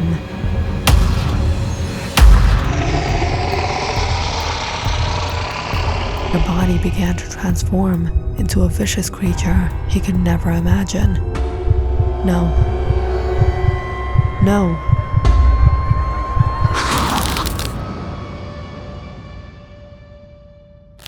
In the darkness of the night, it was none other than Gisela who had feasted on his body and left him in that state.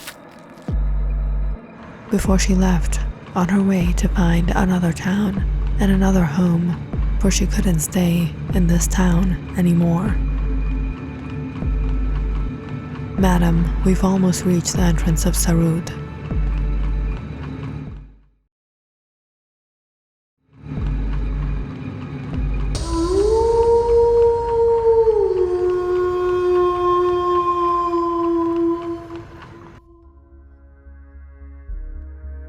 Click on the subscribe button and check out more awesome videos on our channel. And don't forget to press the bell icon because you know it's interesting.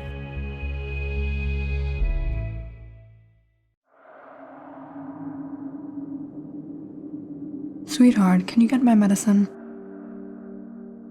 "Sure, honey."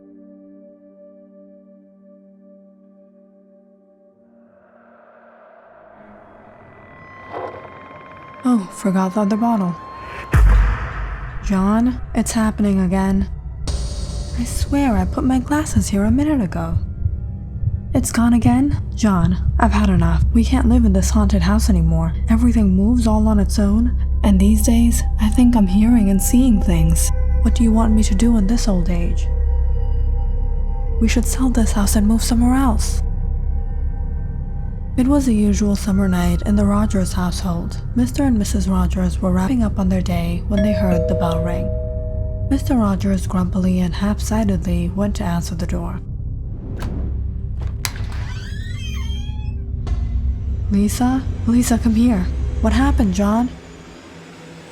Lisa rushed to the door and froze. It was their daughter, Anna, who had gone missing over 10 years ago, standing on their porch. Anna, is that really you? Yes, Mom, Dad, it's me. You look like you haven't aged a day. The parents burst into tears, bringing their daughter inside. Nothing could express the solace they felt in their hearts after so long.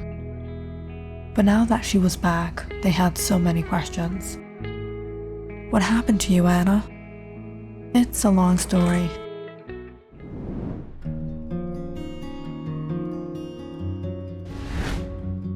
"12 years ago, Anna was working as a reporter for BII Times in Austin, Texas. She was sent to shoot a new series, The Land of the Deserts, all the way across the world with her partner/cameraman, Carter Allen. They had just finished their tour in the city and were headed on a domestic flight to another province on the other side of the desert, where a grand annual festival was to be hosted. All flights have been postponed due to upcoming desert storm. Anna anxiously reached the counter and placed her passport and ticket. Hi, I'm Anna Rogers, reporter at BII Times. Are there any other flights available to my destination? I'm sorry, miss, there's nothing I can do for you. Anna moved aside, pacing back and forth as Carter took a sip of his coffee and watched her. Hello, Mom? Sweetheart, we heard what happened. Are you okay? Yeah, Mom, don't worry about me. Tell Dad I'm fine, and I'm really busy. I'll talk to you guys later. Everyone's worried at home? Yeah, I'm the only daughter, so they get a little overly worried. So I guess we gotta book a hotel and stay here. What do you mean, book a hotel? We're going. This festival happens only once a year. We'll drive through the desert if need be. What? It's gonna take days. But if we head off right now, by the time we reach there will still be a few days left to cover the event. Carter was reluctant, but knowing Anna, she wasn't going to back out of this. It was 8 at night, and Anna and Carter went to the souk to buy supplies. The journey would take 3 days and 2 nights. How much are the dates? Tamar. 16 riyal. And how much is the meat? Meat? What are we going to do with meat? They were selling these makeshift stoves here, thought we can barbecue. Anna and Carter ended up doing a lot of shopping. 6 gallons of water, a kilo of meat, spices, lots of snacks from dates, pistachios, and these funky looking sweets. Wow, this halwa tastes awesome. What is this stuff? Carter, you think we're here to picnic? We don't have time? Let's go! With much luck, they rented a jeep, arranged a map, and set off sometime around 10 p.m. We'll take turns driving every 6 hours, and we'll sleep during the day. Target is 3 days, but we're gonna try getting there in 2. Carter sighed as he started the engine. If there were 2 words that would sum up Anna, it was hardcore determination. I thought it would be hot, but it's pretty cool tonight. I guess this journey isn't going to be as bad as I thought. Carter drove a portion of that night, while Anna drove the rest of the morning. The next day had gone quite peaceful as well. The skies had surprisingly been cloudy all day. They took turns sleeping, after which they stopped to eat in the evening. Carter set the grill and attempted to start the fire, but it was Anna who impatiently took over and ended up grilling some kebabs. So you're a good reporter and you know how to cook. Yeah, and you better know how to clean. The two had brought ice, which had melted, but they still had cold relieving water to drink that night. But the minute Anna served the food, the winds picked up tremendously, and the rain began to pour. Who knew it could rain like this in the desert? In a hurry, Anna and Carter packed everything up and got onto the Jeep. Anna literally scarfed down her food and got behind the wheel again, while Carter dozed off. A few hours down the lonely desert road, Carter jumped up startled. "Carter, what is wrong with you?" Carter looked absolutely dazed, like he didn't know what was going on. "Anna, what's that sound? That noise?" "What sound?" "There it is again, like voices." "Are you serious, Carter? Don't scare me like that again. We almost had an accident." "No, I swear, it sounded like someone whispered in my ear." "You were dreaming." Around midnight, they finally switched and Anna took her turn sleeping. And tired as she was, she dozed off in a snap. "Turn the car around. It's not safe. There is danger ahead. Return. Return."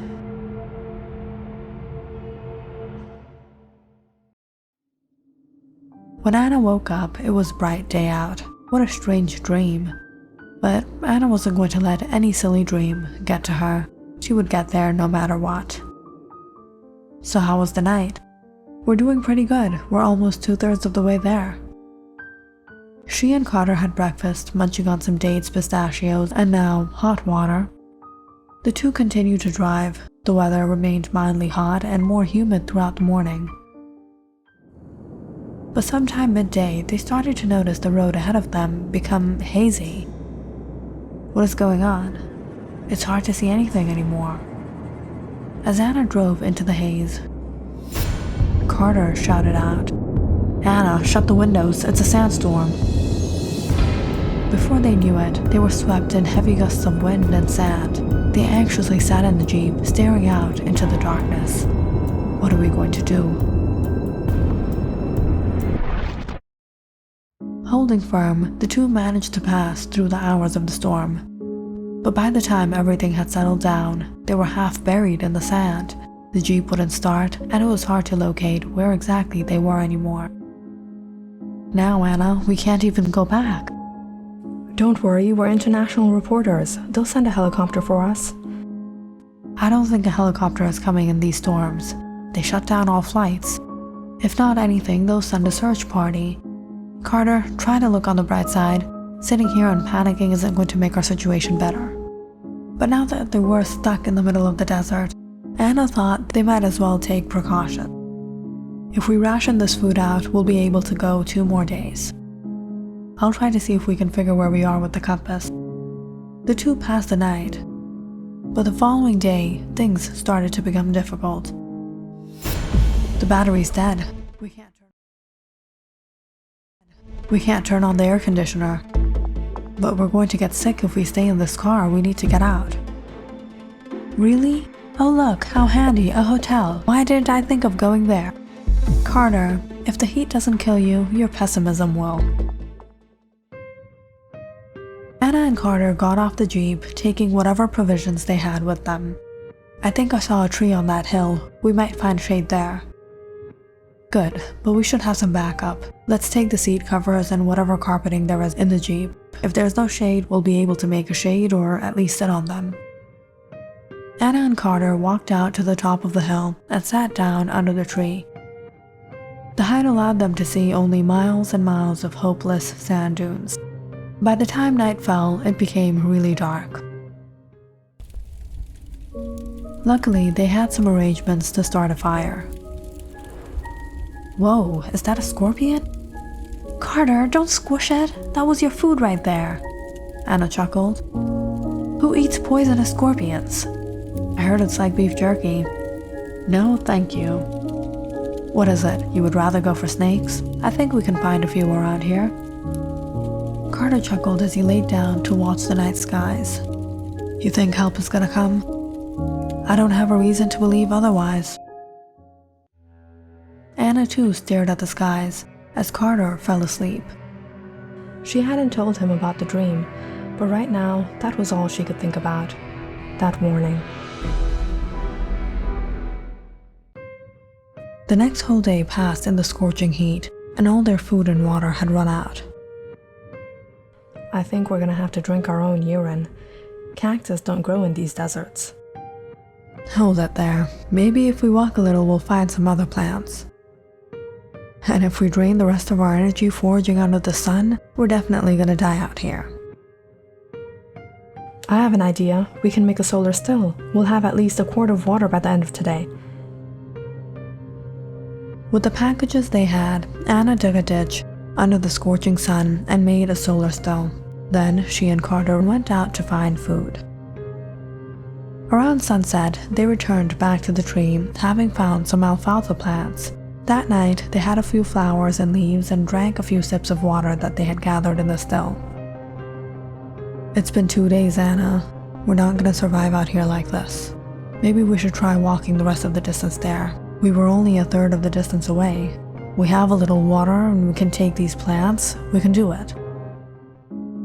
Making the best out of the map they had, Anna and Carter set off early at sunrise. But come midday, they were exhausted, dehydrated. The little water they gathered overnight didn't help in replenishing their thirst. And hunger was getting the best of them. We have to camp here, Anna. We can't go on like this. Okay. Anna? Anna! Anna had reached her breaking point much long ago. She kept on going with hope they would reach somewhere. Luckily, Carter had been there with her. He put up a tent with the seat covers, after which the two sat down and tried to regain their energy. Around the afternoon, they somehow managed to doze off.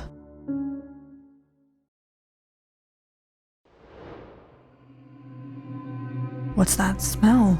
Carter woke up around sunset, getting a strange floral smell in the air. Anna was still asleep. Where was that smell coming from? Curiously, Carter began walking in the direction of the breeze, following the beautiful smell. It was almost mesmerizing. Anna! Anna, we found it! Anna woke up startled to see Carter waving his arms in the air frantically. Found what? An oasis! Anna ran behind Carter, shocked and overjoyed seeing luscious green trees with fruit hanging in clusters, a pond of fresh cold water at its center. Carter wasted no time in jumping in to cool down, while Anna picked a few fruits, amazed by how different they were. She sat by the bank eating a few while Carter swam in the pond. I've never tasted anything so sweet like this. Carter, come and have some. Carter got out of the water and sat down to dry off and filmed the location while Anna got down, dipping her toes in to take a dive. Don't worry, the water is amazing. Hearing the sound of Anna splash into the waters, Carter went to take a bite. When suddenly he realized there was no fruit in his hand. There was no luscious trees around him, no pond, no oasis, and no Anna. Anna? Where are you? Devastated, Carter looked all around, but there was nothing but dry sand for miles. Not knowing what to do, when suddenly a heavy gust of wind blew through the air and he heard a voice. Carter. Where was that voice coming from? Walk north and you will reach civilization there. Carter stood up petrified. What did he just hear? Just then, the rain began to pour and the winds picked up again. Frightened, Carter ran. He ran for his life, north.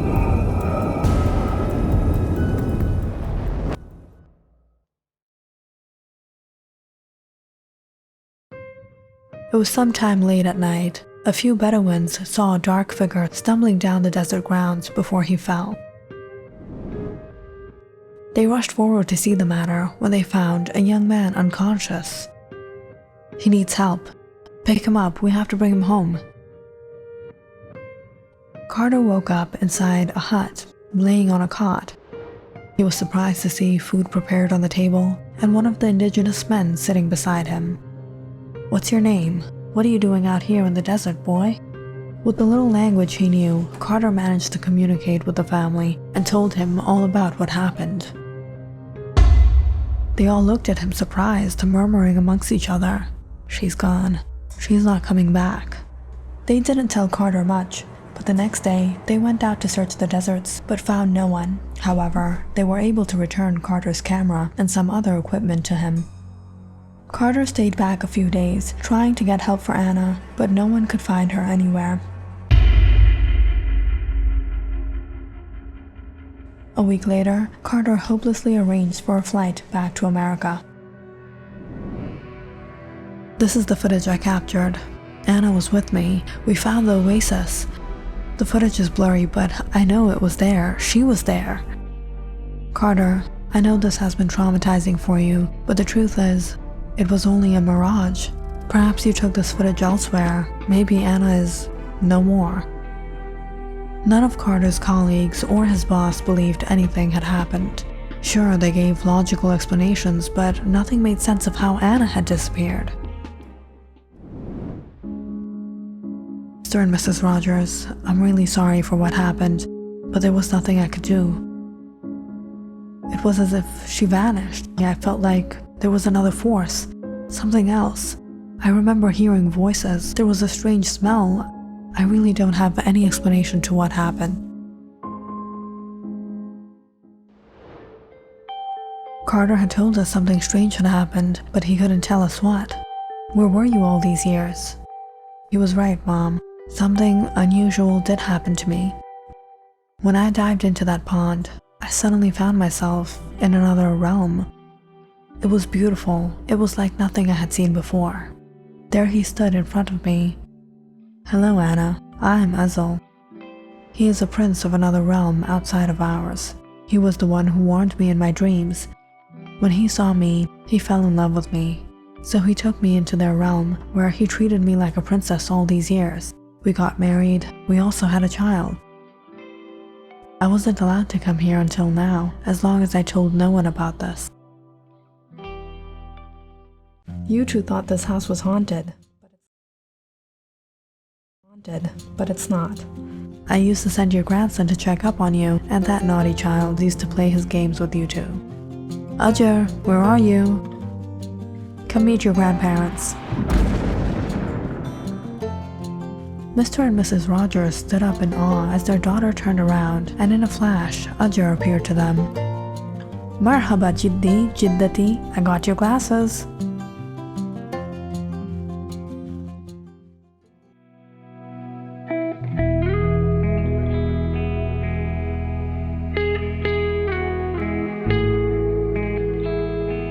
Click on the subscribe button and check out more awesome videos on our channel. And don't forget to press the bell icon because you know it's interesting.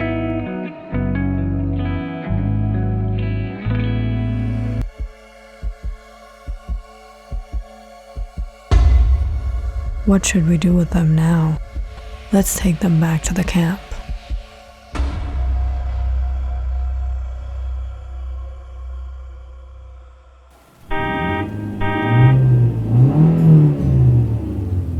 Abigail, didn't you say your mother was ready? Don't ask, Dad. She's packing the entire kitchen in a box.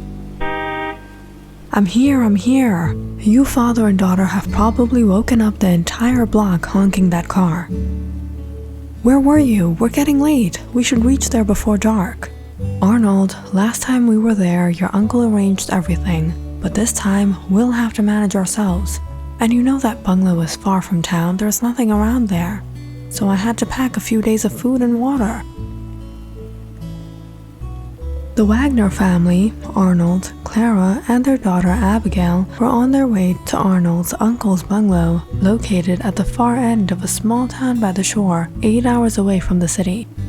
It was after a long time that the family was visiting there again, but this time it would only be them, because Uncle Leopold had recently passed away.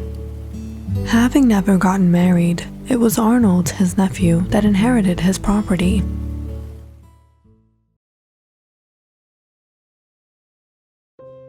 His uncle Leopold was a war hero. Not only did the family take pride in him, but he was also honored by the government.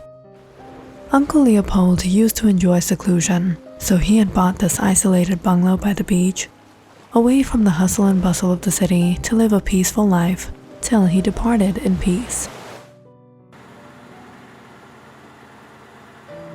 After a long, tiring journey, the Wagners arrived to the now empty house. As Arnold and Clara unpacked, Abigail rushed inside to check everything out. Last time she had been here, she was so young she barely remembered. There were pictures of her granduncle on the walls, medals, stacks of books piled on the shelves, and souvenirs, so many souvenirs, but all covered in a thick layer of dust. "Dad, look what I found, a rifle." "Hey, be careful with that." "Wow, Arnold, these books are nearly 100 years old," Clara said, taking a book off the shelf. "Yeah, Uncle Leopold traveled a lot, so he has quite the collection." After checking out some of the things, the family freshened up. The rain had gotten quite heavy, but the weather was suiting out in the backyard patio, from where the family could see the ocean waves vigorously splash onto the shore as they had their dinner that night.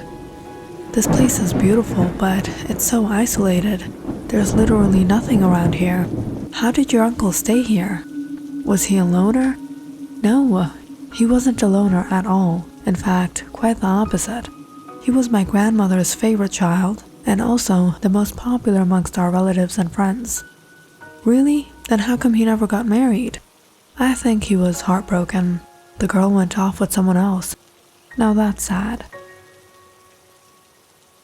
As the night grew dark and it started to get a little chilly, Arnold got the fireplace going. The electrical lines in the house were all flawed, but luckily they had brought a few lamps with them. "Arnold, the landline isn't working, and neither do we have network on our cell phones." "Probably because of the weather. It's really cloudy outside." There weren't any other electronics in the house apart from an old radio that Arnold had been trying to fix up as the family huddled by the fireplace. "Hey Dad, look what I found." Abigail took out a metal trunk from one of the lower cabinets. "Looks like a safe. I think I saw a key on one of the shelves." Abigail rushed to the corner of the room and began searching until she brought out a single key that looked like it would fit. "Does it work?" "Nope." "Hold on, I think I can do something." Clara took out her multi-tool, and moments into tinkering the lock, she got it to open. "Awesome, Mom! How do you do these things?" But inside, the mother and daughter were surprised to find some earrings, bracelets, and a bottle of perfume, of some other knickknacks. "I think I found your uncle's girlfriend's souvenirs." Wow, must have meant a lot to him. After spending some family time, Abigail went to sleep in one of the bedrooms, and so did Clara. When a few hours went by like this, he started to get a bit impatient and thought he'd go out and take a breath of fresh air. Looking at the shore before he stepped out into the rain for a while. The weather was truly soothing tonight, but as Arnold stepped onto the muddy ground, he suddenly sensed something behind him. "Is anyone there?"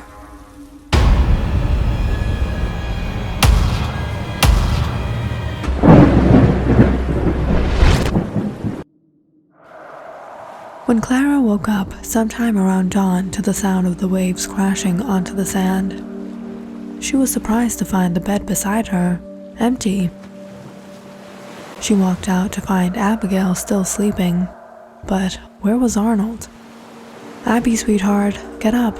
Where did your father go?" Clara peeked out the window to check the car. It was still there. Did Arnold go out for a walk? She went to check the backyard when she found the back door open. But when she stepped out, she was worried sick seeing Arnold lying on the ground, covered in mud and rain. "Arnold! Arnold! Abigail, come out here, help me!" Clara and Abigail immediately helped Arnold back inside. and got him towels and a hot cup of coffee. "What happened, Arnold?" But he was quiet. "Arnold, are you okay?" "I don't know what it was, but I thought I saw something." "Have you been out there all night in this rain? Arnold, you need to get some rest." Much of the day went by, and Arnold sitting by the fireplace. He was awfully quiet. He didn't say anything or even ask to eat. And the weather seemed to be getting worse as well.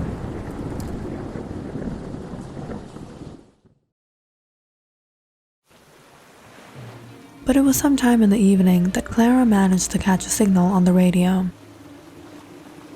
"The National Hurricane Center is warning of a severe tropical storm to hit the east coast of the country. Authorities advise residents to stay prepared and stock up on supplies." Hearing the news, Clara got a bit worried. "Arnold, maybe we should leave tomorrow morning. It's going to be tough to drive back if the weather gets worse." "No, we'll be fine." "No, Dad. Let's go home. There's nothing to do here. I'm bored." "No, we aren't leaving," Arnold said rather harshly before he got up and walked out to the backyard. Clara and Abigail looked at each other, sensing something wasn't right. What's gotten into Dad? Is he mad? "I don't know. He's been behaving a little strange." That night, Clara found Arnold walking far out on the shore for the longest time in the rain, before he returned in the last hours of the night and barely caught some sleep. So the next morning, Clara decided to talk with him. "The food is almost finished and it won't be possible to make arrangements out here. And you heard the news about the weather. I think it's best we prepare to head back." "No, we aren't going anywhere." "Why not? If you're not feeling well, I'll drive. Don't worry about that." "I told you, we aren't going anywhere."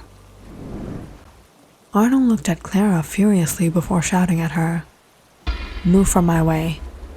Clara was shocked at how aggressive Arnold had suddenly become. He rarely spoke to them, and when he did, he was harsh and rude, especially when it came to anything about going back home. Arnold didn't want to leave this bungalow. But in the next 2 days, their situation became difficult, with no food and no way to communicate back to the city. They were trapped in this bungalow, and with Arnold behaving the way he was, the mother and daughter were starting to panic. "We have to do something. I'm hungry. If he doesn't let us leave, we'll have to go ourselves." "But what about Dad? He's lost his mind. He's not acting like himself anymore. We'll come back for him with help."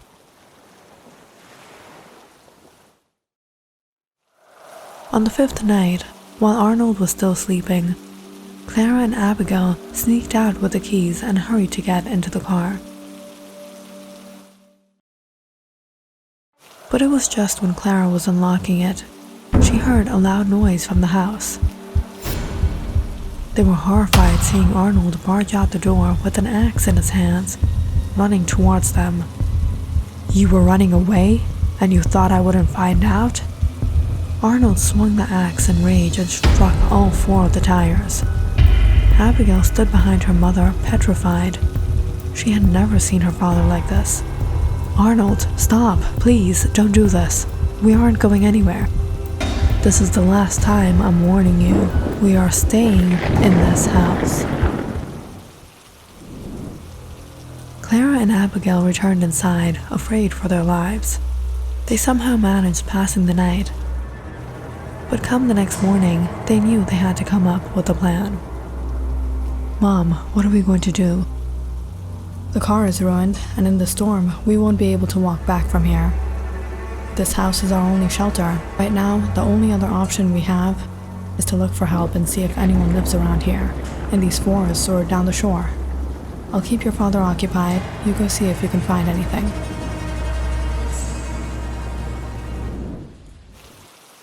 The rain was still pouring heavily outside. Abigail wore a raincoat and headed out in the afternoon, while her mother distracted her father. She searched both directions into the forest, but realized they were literally stranded out here. When the sky started to become dark, Abigail turned to go back home with no news. But just as she reached the backyard again, her feet suddenly slipped into the mud, and she hit something hard on the ground. Abigail moved the mud with her shoes to find something metal, something buried under here. Pushing the mud aside, she uncovered a large manhole. What is this? Abigail, thank goodness you're back. Your dad just went out. Mom, I think I found something, but where did Dad go? He went out walking to the shore. Come with me, you have to see this. Grabbing a torch, the mother and daughter went out to the backyard, where Clara was intrigued seeing the manhole.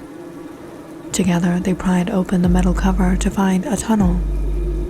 In the middle was a rod leading downwards, and 3 blades around it. Clara flashed the torch inside, but she realized it was a spiral staircase. What's under? Clara and Abigail anxiously stepped down, intrigued to find an underground vault. There was a damp smell in the air, and as Abigail walked, she felt something under her feet. Shining the torch around, the mother and daughter were horrified by what they discovered. Skeletons and bones scattered all over.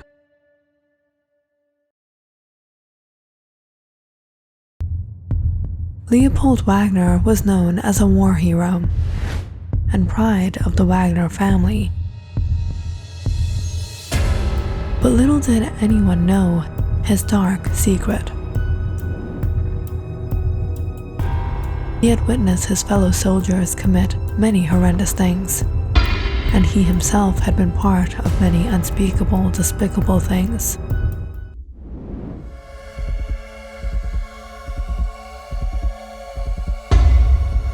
What should we do with them now? Let's take them back to the camp.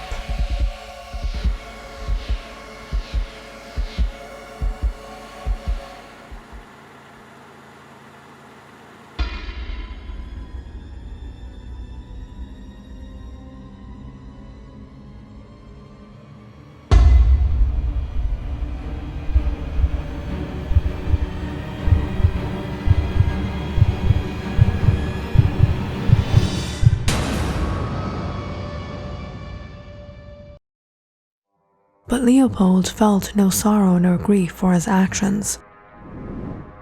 Rather, after he returned back home, back to his normal life, he realized he still had that strong urge and desire in him to commit those acts again. So he isolated himself and bought this bungalow by the shore, far from anyone or anything. He went to town, where he abducted young women and trapped them in his underground vault in the backyard, where he performed his experiments of many other deeds, satisfying his evil lust and desires.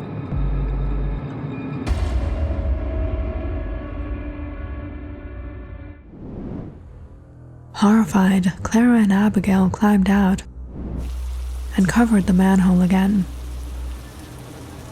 Those jewelry in that box, it belonged to them. Your father's uncle was a... Is this what your father saw that night? Mom, this place is haunted. Dad is being haunted. We can't stay here anymore. We have to leave. But just then, they heard a voice behind them. You're not going anywhere. Clara widened her eyes, seeing Arnold, furious with the axe in his hands. She stumbled back as he ran towards her. Arnold, don't do this. Don't you recognize us? But Arnold swung right at her. Dad, stop! Arnold, it's me, Clara, it's Abigail, it's your family. Dad, stop it! As Clara tried to hold back her husband, Abigail ran into the house. She took out the metal trunk from the cabinet and lit it on fire from the fireplace. Catching onto the perfume, the fire quickly began to spread.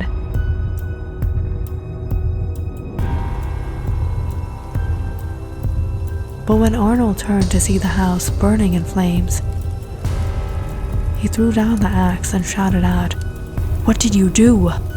Arnold was about to run towards the house, but within a few steps, he suddenly fell unconscious.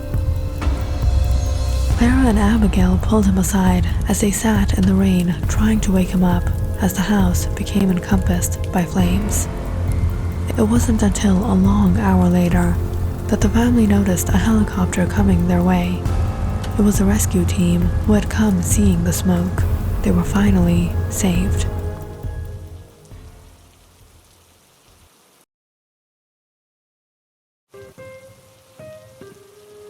The paramedics tried to get Arnold back to his senses, and he suddenly woke up startled, seeing his wife and daughter crying.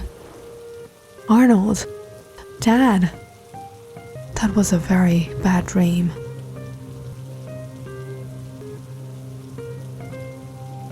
Click on the subscribe button and check out more awesome videos on our channel. And don't forget to press the bell icon because you know it's interesting.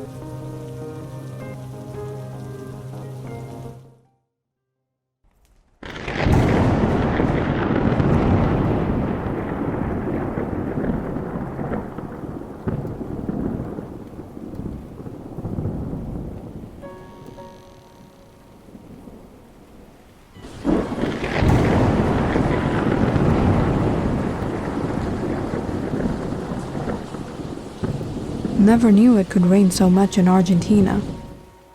It sure didn't rain like this back in Germany.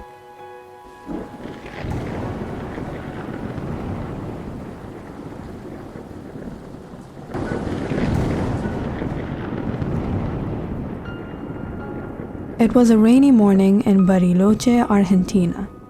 Dr. Conrad Ludwig was up as usual, preparing himself a slice of toasted rye bread with marmalade and slicing some sausages. He lived in a small village house that consisted of 2 rooms. The room towards the front was his dispensary, where he attended to his patients, and the other was his private room. He stirred his coffee, assuming the day would go by quiet. It was pouring so heavily outside. Perhaps he wouldn't have any patients come to his dispensary today. He opened up a small parcel one of his elderly patients had gifted him the day before. He had been saving this for the right occasion. Abuela Maria had been so kind to him to make him churros dipped in chocolate. These people sure have a sweet tooth early in the morning. As he enjoyed his breakfast, pondering over the condition of his patients in Bariloche, there was a sudden knock on his dispensary window. Who could it be in such rainy weather like this? I hope everything is okay. Dr. Conrad opened the dispensary.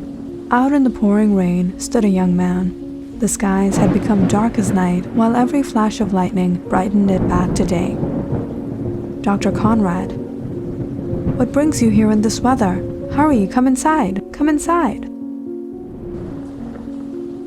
Dr. Conrad rushed to open his door. He escorted the man inside and hurried to get some towels. "You've become soaking wet.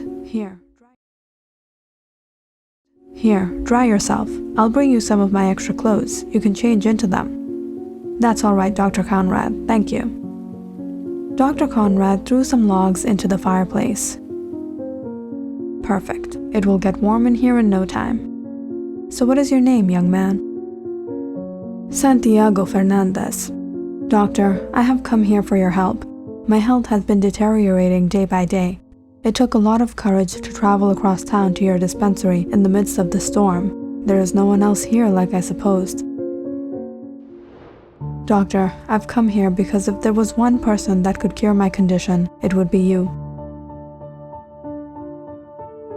Dr. Conrad chuckled as he got up to arrange another mug. "Only I would be able to cure you?" He poured the young man some coffee and slid the mug across the table.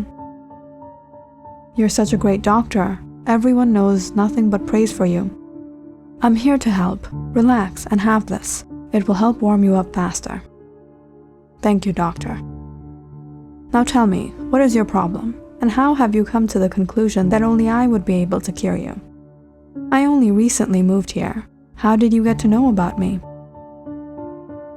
Santiago took a sip of coffee and let out a deep breath. You were last in the village La Cumbrecita.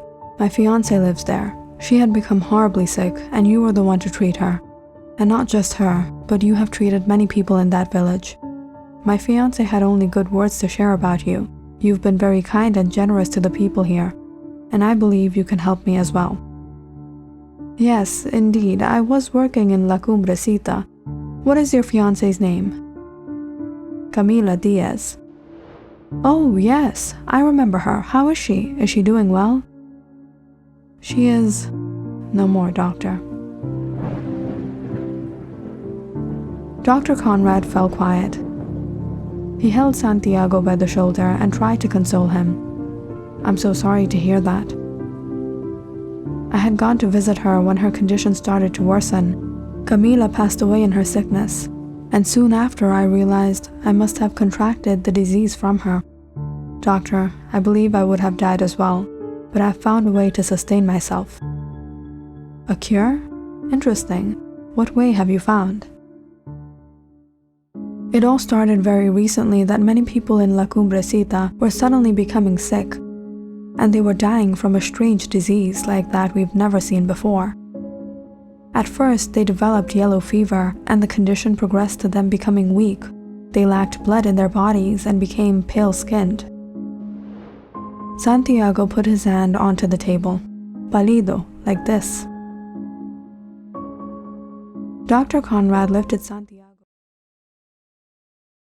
Santiago's shirt and pressed onto his skin, examining him. Pálido, this is quite abnormal. My fiancé was absolutely healthy until she suddenly caught this yellow fever like the others. With every passing day, her condition worsened. She had become as white as a sheet. It was painful to see. While I was there tending to her, something odd happened. Mira lo que te ha pasado, Camila. Look what has happened to you, Camila. Your beautiful rosy cheeks have become so pale and white. Santiago, I don't know how much longer I have with you. No, mi amor, don't say such a thing. With proper care, you'll be better in no time. They say an apple a day keeps the doctor away.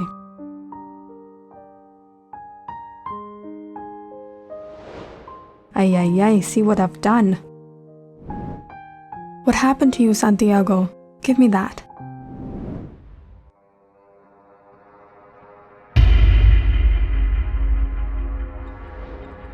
What are you doing, Camila? I'm sorry, Santiago. This sickness has made me crazy. I accidentally cut myself, and upon seeing my blood, Camila suddenly started to behave strange. She became anxious and took my finger and began to suck the blood. I was shocked and displeased. I pulled my finger away, but I noticed her skin regained some color. Her lips took on a reddish hue, like it used to have. It was as if she had returned to normal for some time. But it didn't last long. Within a few hours, she fell sick once again. Her skin started to become pale. She became weak until her body failed her. And soon after, I started seeing the same symptoms in myself. My health was failing me. I felt like I was dying. I tried everything to return to good health, but nothing seemed to be working. But there was something I realized. I had acquired a strange attraction at the sight of blood. I remembered when Camila returned to her normal state. I wondered if it was because she had a drop of my blood. I've done a horrible, wicked thing, but I couldn't control myself.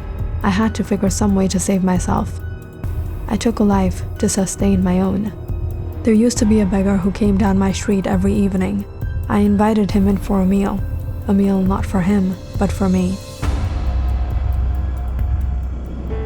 Once I was content with his blood, I felt much better.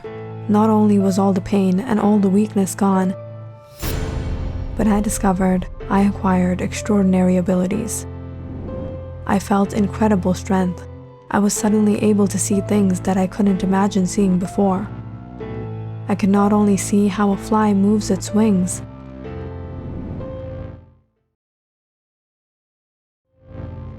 I could see the veins pumping blood into the hearts of men. I could see the heart beating within their chest. I could hear from a mile away. I could smell the slightest of scents that can't be detected by an ordinary man.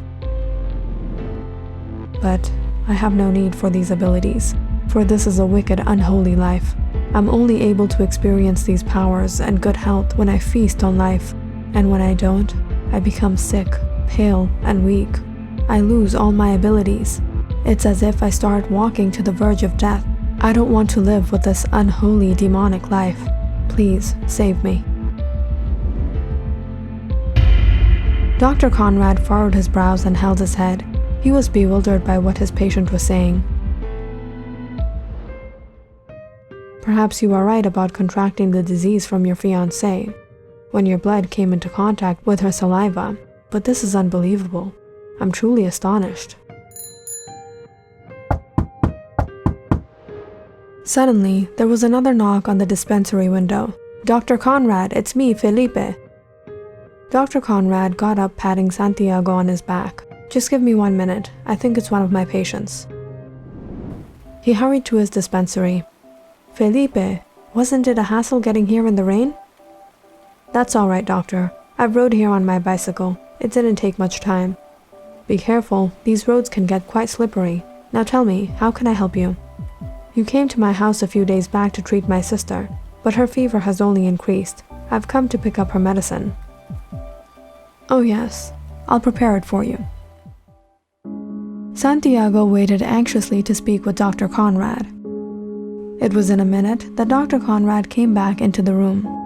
I'll be with you in a moment, Santiago, he said as he opened up a cabinet. He took out a few glass bottles and beakers and hurried back into his dispensary to prepare the medication. Santiago was just sitting in his chair when suddenly he felt his urge for hunger. He looked at the cabinet that Dr. Conrad had left open. He could smell the blood in the vials that were stored inside. Santiago's body craved to fulfill itself. He hadn't satisfied his needs for a long time. He restrained himself from this kind of life for days, suffering and enduring through the pain. But when he saw the vials, he could no longer control himself. In the desperateness, he hurried to the cabinet and picked up the vials.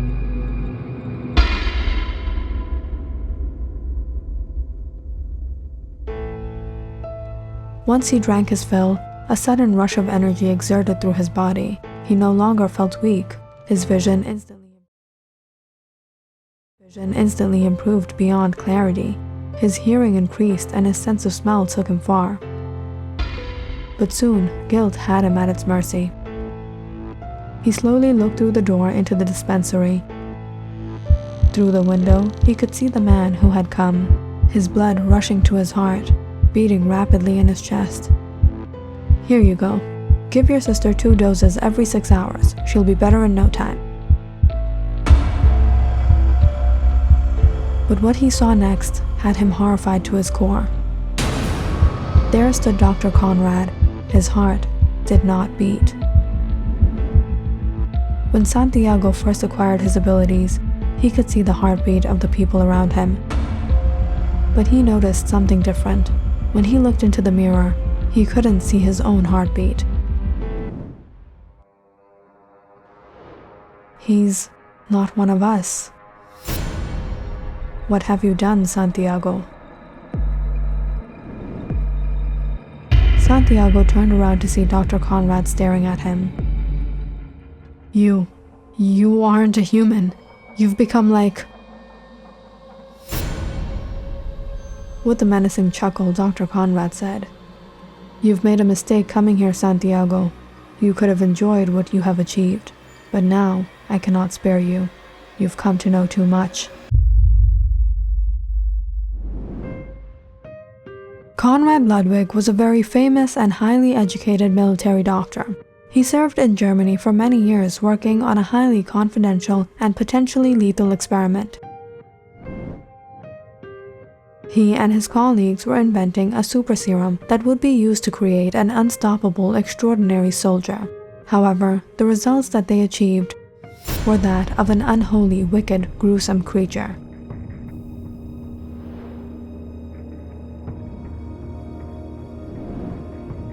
Doctor, what are you doing? There is no antidote to this. This is dangerous. Do not interfere, Isla. This needs to be done. Doctor, are you sure you want to do this to yourself? You saw what happened in the lab, to those test subjects. There will be no way to turn back. They have become into something else, into creatures feasting on blood. They cannot be tamed. Shut up, Isla. Give me the syringe. Anything for the Führer and the fatherland. Conrad injected himself with the serum, and at once he became what they all had feared.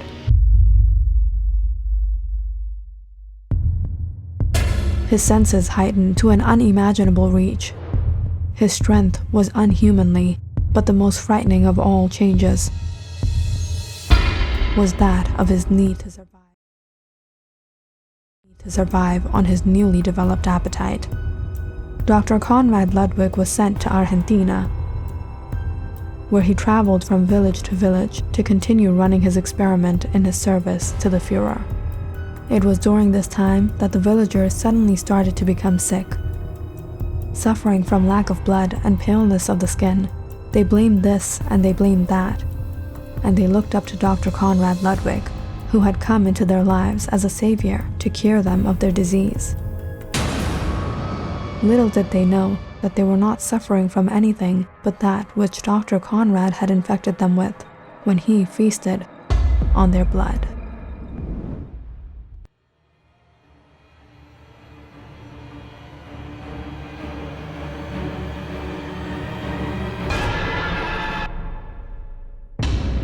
Anything for the Führer and the fatherland.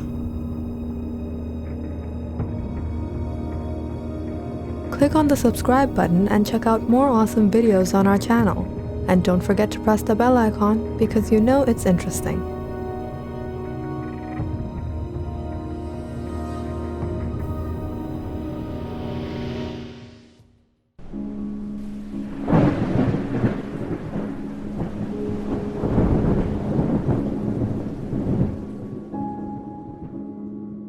Ethan Graham is an international reporter who works, or rather used to work, for the IIB Broadcasting Network.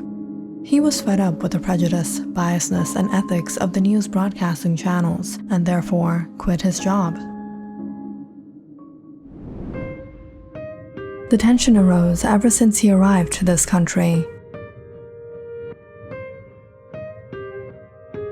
Ethan was not sure what to believe until he stepped foot on the land himself. He realized the situation here was far from the lies he had been fed.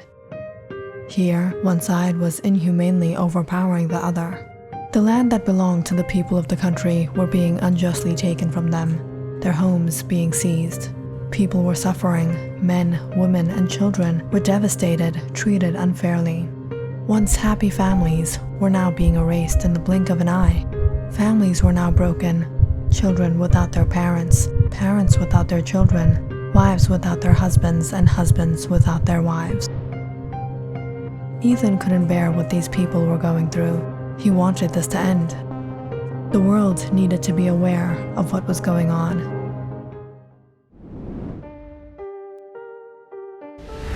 What is this report? We can't telecast this.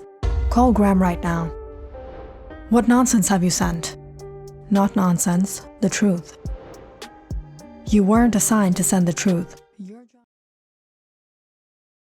Your job was to report the narrative that would make our sponsors and our politicians happy. We're not in a truth-telling business. We're here to make money, and to make money, we have to keep our politicians and sponsors happy. Make a report in a way so the truth becomes blurred. So you want me to make the victims appear as perpetrators? Men, women, and children who are suffering, deprived of their property, land, and life as the transgressors? To make the victim's side appear blemish, supporting and whitewashing the side of your sponsors and politicians? That is exactly what you're going to do. Find someone else. I quit. The city was 4 hours from here, and Ethan was on his way. He rolled down his windows, letting in the moist breeze as he drove down an endless road in what was a seemingly beautiful, peaceful place. If only people knew what was really happening here. As he sped down the road, the thunder began rumbling loudly. Ethan looked to the skies as flashes of lightning were bright through the gray clouds. Men, women, children, young and old, are all suffering, who have never done wrong to anyone. Lord, are you really there? As the sun began to set, all of a sudden, the rain began to pour. It was becoming difficult to drive, and before long, Ethan found himself stuck on this lonely road. His engine had failed, and no matter how much he tried, tinkering under the hood in the rain, it was of no use. He looked around to see if he could spot anyone or anything, but for miles and miles, there was nothing. He attempted to catch a signal on his phone, but there was no network either. Ethan shrugged as he walked down the road in the rain. He scanned the area again, when his eyes spotted something a bit far up ahead. It was a building. Suddenly seeing a flash of lightning hit the ground towards the mountain ranges, Ethan thought he'd start walking. Perhaps he could find help there.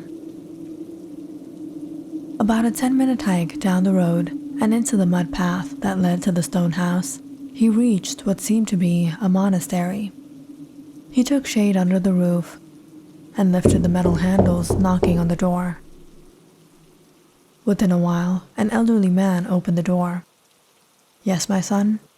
I was traveling through this area when my car broke down, and my phone doesn't have any network. Will it be possible for me to call for help from here?" "No, my son. There are no telephones in this house of worship. This place is very isolated, and the nearest phone is 5 miles from here in the market. Is there any way I can get there?" "You won't find any transport here, and you won't make it in this weather. Stay here for the night, and perhaps tomorrow you can walk to the market and arrange your transport." Seeing no other choice, Ethan decided to lodge at the monastery for the night. He followed the elderly man inside. The building was quite old, but it was spacious and quiet, so much so that their 2 lone voices echoed in the air. The elderly man escorted Ethan to a room. There lay a simple cot and a small table with a lantern placed on it. There was no electricity in this monastery. "Rest here while I bring you some dry clothes.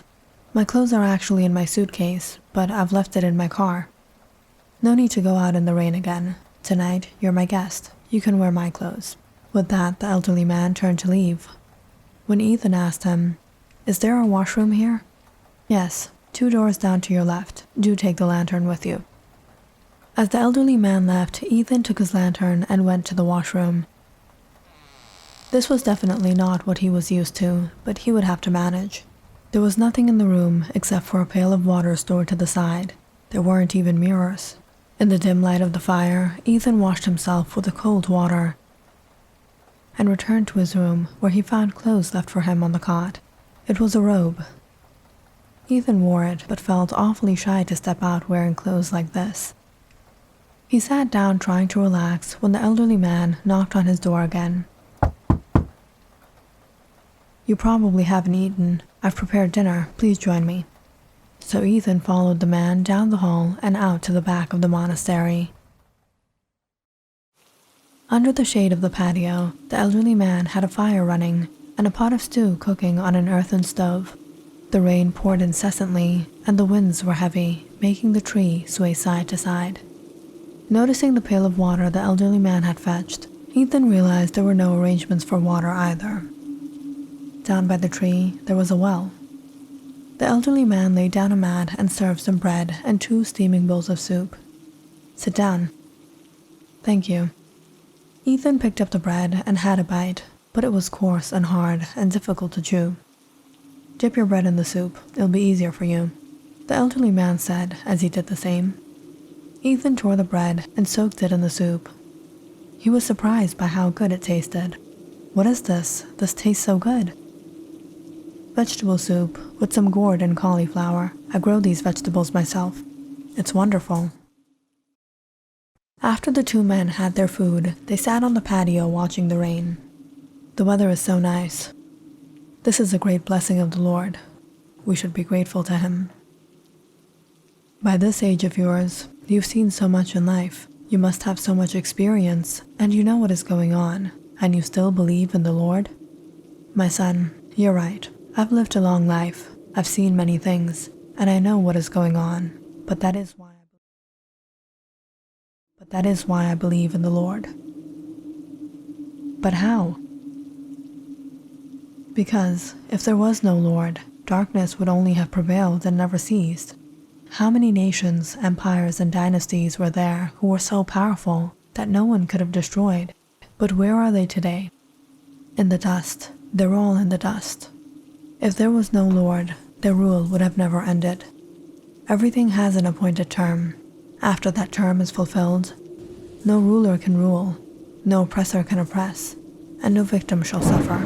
Everything in this world is only temporary. Listening to the elderly man gave Ethan some peace of mind. This is so true. I never thought about it like that. After a moment of silence, Ethan asked again, "Do you live all alone in this monastery?" There was a time when there were holy men better than me, who used to live here. We used to educate and preach to the people. Life was simple and beautiful, but they're no more. I am the last of them, and now I live here all alone. Don't you feel lonely? No, life is good. I grow my own vegetables. Sometimes I go to the market. I cook my own food. I enjoy the weather, and I praise the Lord. As the night skies became dark, the elderly man picked up his lantern. It's been quite some time after sunset. I wake up before sunrise every morning, so let's try to sleep. But if you have trouble sleeping, you can come here to watch the nature. You're in a holy place. Remember the Lord. It will bring peace to your heart. But you mustn't go to the far east end of the monastery. It's not a good place. Thank you, and good night. Ethan returned to his room and laid down on the cot. As soon as he turned off the lantern, the room fell dark. He checked his watch. It was only 8 p.m. He closed his eyes, listening to the droplets of rain, and soon fell asleep.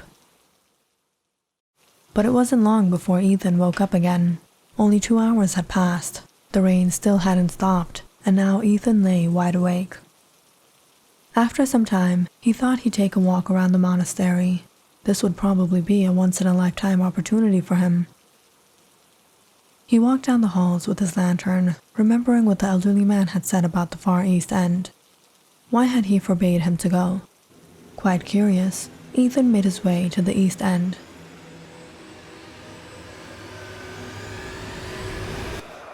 But there was nothing there.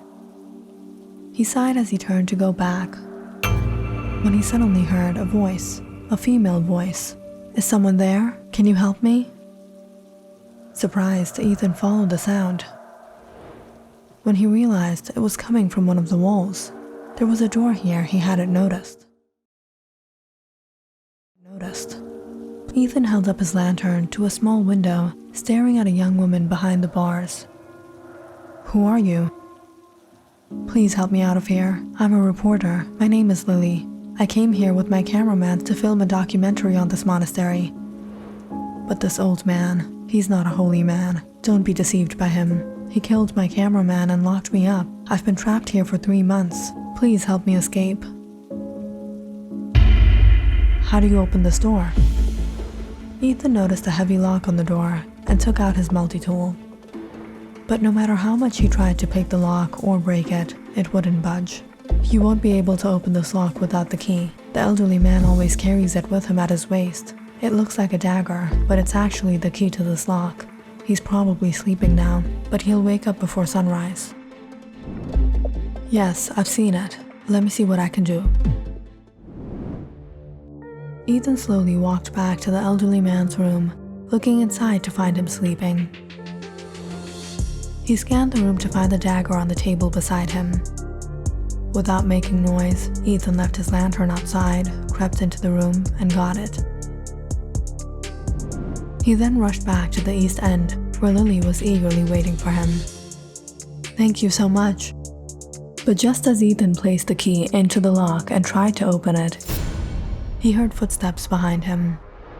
He turned around to see the elderly man running towards him. "Stop! You don't know what you're doing! Don't do this!" Ethan quickly tried to unlock the door, and just as the elderly man reached him, the lock fell to the ground. "What have you done?" At once, a heavy gust of wind entered the monastery,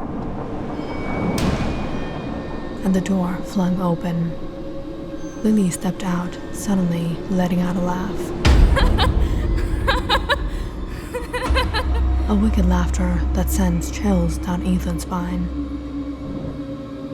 "You foolish man, how easily you men get deceived." The elderly man immediately began to chant something as he approached the woman, but she held out her hand, exerting a force so he couldn't reach her. "You won't be able to overpower me." The nearer the elderly man came to her, his clothes and skin began to burn, but he chanted louder. "Lord of Light, bless me with strength." All of a sudden, Lily felt furious as a force pushed her back into the room. Seeing the opportunity, Ethan got up and closed the gate and hurried to put the lock on. "No!" As Lily yelled, trying to break free, Ethan rushed to help the elderly man.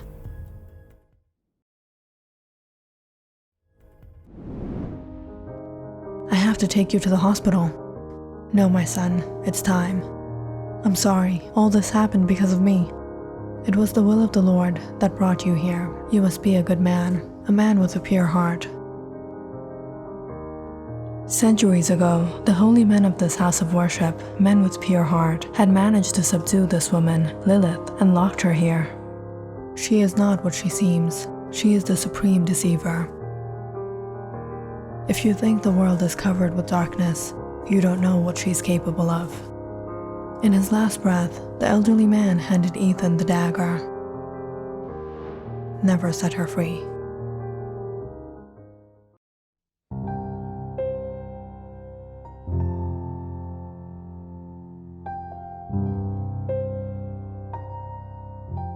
Click on the subscribe button and check out more awesome videos on our channel. And don't forget to press the bell icon because you know it's interesting.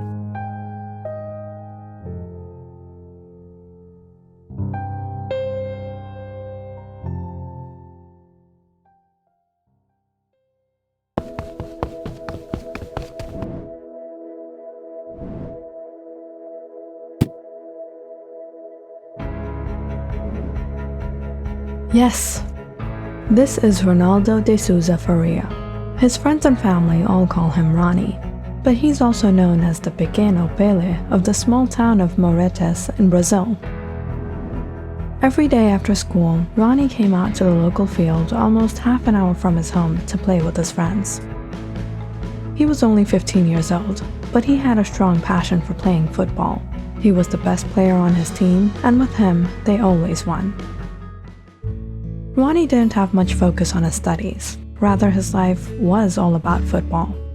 Something his parents wouldn't understand. Ronnie was their only child, but as much as they loved him, they were awfully strict and possessive about him. Ronnie had a strict curfew time.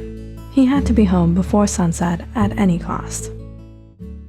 Living in a town nestled in the luscious Atlantic forests of Brazil, the weather was almost always hot and moist. But today, the skies were covered with dark gray clouds. Ronnie had gotten so caught up in the match, he didn't notice where time had gone, and he was late. Looking up at the skies, he knew it might just start raining any moment.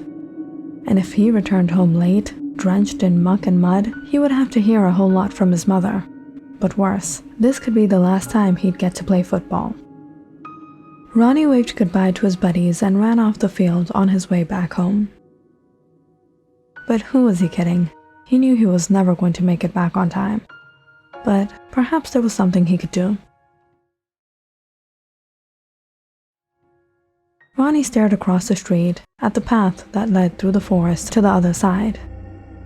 Not a lot of people used this route, and neither did Ronnie, but today he was in need of a shortcut.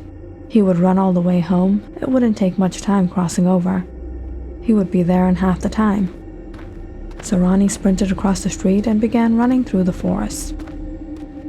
About 5 minutes into running, Ronnie stopped to take a breath of air. The trees were swaying side to side in the heavy winds. The weather was actually quite soothing. He slowed down and walked the mud path, brushing his hair back. The drops of sweat trickled down his forehead, cooled him down in the swift breeze. Suddenly, getting a feeling someone was walking behind him, Ronnie turned back, but there was no one there, as he expected. He began jogging again, but for some reason he kept getting an odd feeling like someone was following him. After looking back a few times, he shrugged it off and quickened his pace. Maybe it was just the heavy winds. Only a 15 minutes journey through the forest, Ronnie reached the other side and climbed up onto the road. Home was only 5 minutes away now. He ran down the block, stopping at the last turn, when suddenly he heard a voice from the opposite direction. He turned to see one of his father's close friends and also his neighbor, Uncle Estevio, calling him to stop. Ronnie turned around and hurried up to him. "Yes, Uncle Estevio. Aren't you late to get home?" "Yeah, that's why I was hurrying." "Ronnie, did you take the forest path in this stormy weather?" Ronnie quickly shook his head. "No, I ran all the way here." Uncle Estevio sternly looked at him.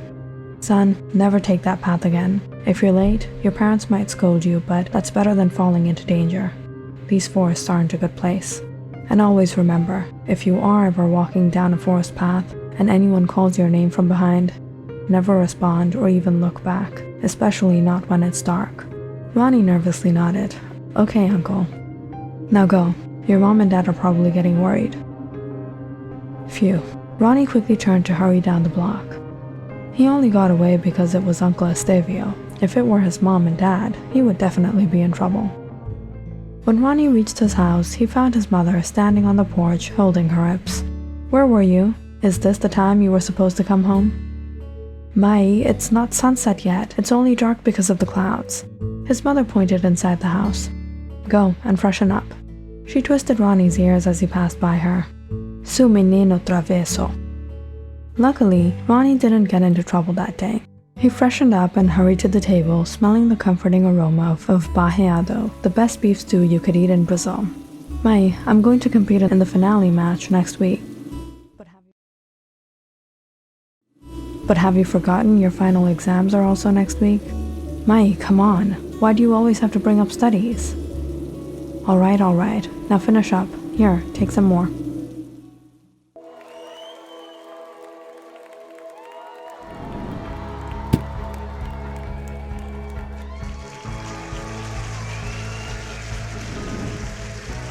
We did it! The next week, Ronnie played the best he ever had. He scored 2 goals and was awarded a medal. And today, even if he was a little bit late, maybe his mother would overlook it. It was almost sunset by the time the match was over and the winners were given their prizes. Ronnie celebrated a little with his buddies and finally headed towards home. Not thinking too much of it, he sprinted across the street to the path through the forest. He was pretty exhausted and wanted to get some rest. The weather was clear out today, and there was no sign of rain or wind. Though it had gotten pretty dark, Ronnie wasn't in much worry knowing he would be home in 15 minutes or so. However, a distance into walking, when he could no longer see the main road behind him, he started to get a little uneasy again. That strange feeling that someone was behind him, someone would walk up to him at any moment.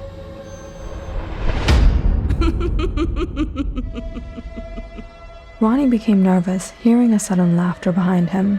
He could just barely make out a figure through the corner of his eyes. But he didn't have the courage to look back.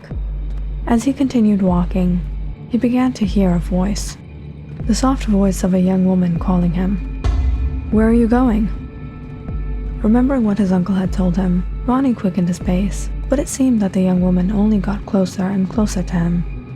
Ronnie could clearly hear the sound of her feet touching the leaves and twigs on the forest ground. "I know you can hear me." Ronnie's heart raced as he fought the urge to turn around and gaze upon this young woman. Where did she come from? Or was his mind just playing tricks on him? Suddenly, Ronnie heard the rustling sound of the leaves as those footsteps started to become heavy.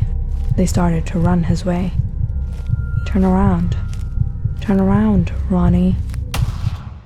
The moment Ronnie heard the young woman utter his name, he became so frightened and startled. He dropped the metal from his hands.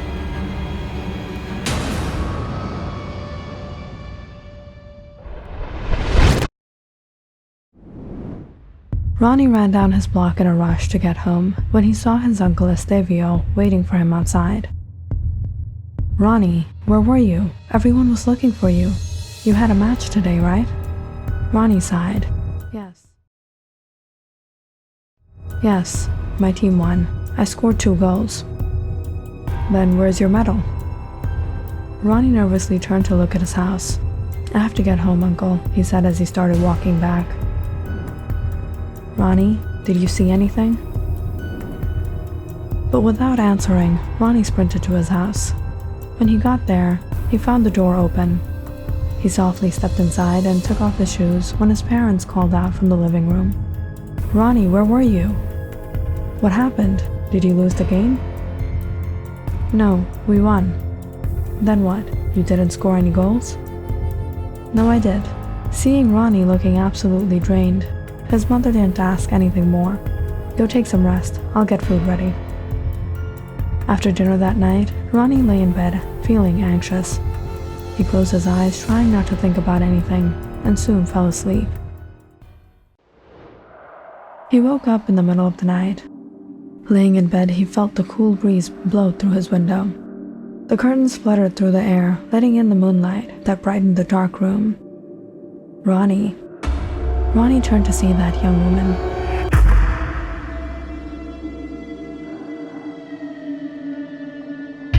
Ronnie had to get out of here, but no matter how much he tried, he couldn't move. He felt as if his body was paralyzed. The young woman looked at him and smiled. "Come with me, Ronnie," she said as she started climbing the bed. "Come with me, Ronnie." "No. You know you want me." "Ronnie, wake up! Wake up!" Ronnie woke up to his mother shaking him. He was drenched in sweat, feeling awfully anxious. "What happened? You were making noises in your sleep." "It was just a bad dream." "Your exams are today. Hurry and get ready for school." Ronnie had a hard time focusing at school that day. All he could think about was that horrifying dream he had. When he came home, he felt as if all his energy was being drained out of him. He didn't even have the strength to get out of bed and have dinner that night and fell asleep early. But it was within a few hours that Ronnie woke up from a high fever. His mother gave him some meds, but it didn't seem to have any effect on him. "The fever isn't coming down. It's been almost 2 days. Let the boy rest. He needs a break from football. He's been playing too much. His body isn't handling the stress well." Mr. and Mrs. D'Souza supposed their son would heal within a few days of rest. But when 4 days went by and Ronnie's condition only worsened, they started to get worried. His teacher had called in to inquire why he wasn't attending school and informed them that he had performed poorly in all his exams. The parents didn't tell Ronnie anything. At this point, all they wanted was their son to return to good health. Since Ronnie had been suffering from this high fever, he felt so weak. Falling asleep was difficult enough, but once Ronnie would drift off, he feared he wouldn't be able to get up again. Every night, he saw that young woman. "Come with me, Ronnie. You and I will be together, Ronnie." Ronnie wouldn't be able to move a limb as the girl neared him. The experiences would be horrifying. He would feel like suffocating, like he was trapped in his dreams and there was no way of escape unless someone woke him up. When a week went by and Ronnie wasn't showing any sign of recovery, his parents called in a doctor, but the sleeping aid he was prescribed wasn't of much use. Every morning, Mrs. D'Souza would have to wake up her son from his nightmares. Ronnie became so fearful of the dreams. He began forcing himself to stay awake, but that only made him even more sick. He had lost a significant amount of weight in the past week, there were dark circles under his eyes, and he had absolutely no energy in him. "How is he doing now?" "We've been trying everything. The doctor gave him some medication, but nothing is working. When Uncle Estavio heard of Ronnie's sickness, he came to meet him. He was shocked seeing the young boy's condition when he stepped into his room. "Ronnie, how are you feeling?" "Not well, Uncle." "Did you see something that evening? Did you leave anything behind?" The look on Ronnie's face suddenly turned pale, but Ronnie knew he had to tell the truth. "My medal. I was walking down that path, and I saw her. I got so scared, my medal fell from my hands. The next morning, I went back and got my medal again. And since then, I've fallen sick. I've been feeling so dreadful. I see her in my dreams every night." Uncle Estavio furrowed his brows. "You shouldn't have." He got up and looked around the room. "Where is it?" Ronnie struggled to lift his hand and pointed to the shelf across the room. Uncle Estavio took the medal and sat down beside Ronnie. "She's gotten hold of you through this. We have to get rid of it." He then took out his pocket knife and snipped a chunk of Ronnie's hair before he got up to leave. "Don't worry and try to rest. I'll see what I can do." Ronnie anxiously lay in bed as Uncle Estavio left the house with the medal. That evening, he went to the local graveyard. He dug a grave and placed the medal inside, and Ronnie's hair on top of it. With this, perhaps, it would deceive the demon that took hold of the boy into thinking he was dead. Hopefully, she would then let him go.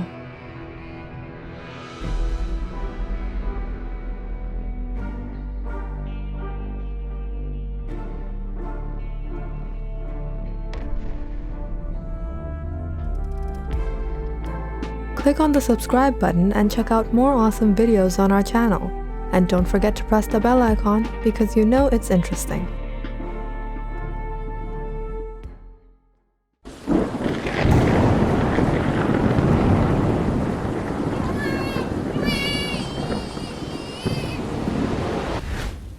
Nicholas, our granddaughter. The child is absolutely healthy and normal. Natalia.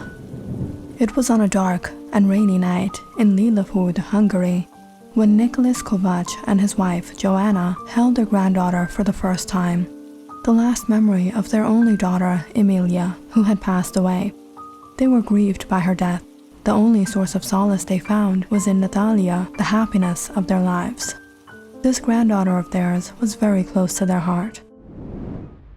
They raised her with love and care, and Natalia was growing up to be just as beautiful as her mother. And like her mother, she was a little more close to her grandfather. From a very young age, Natalia accompanied him on his morning walks down the forest, just like Nicholas had once done with Emilia. It seemed Natalia was growing up faster than ever.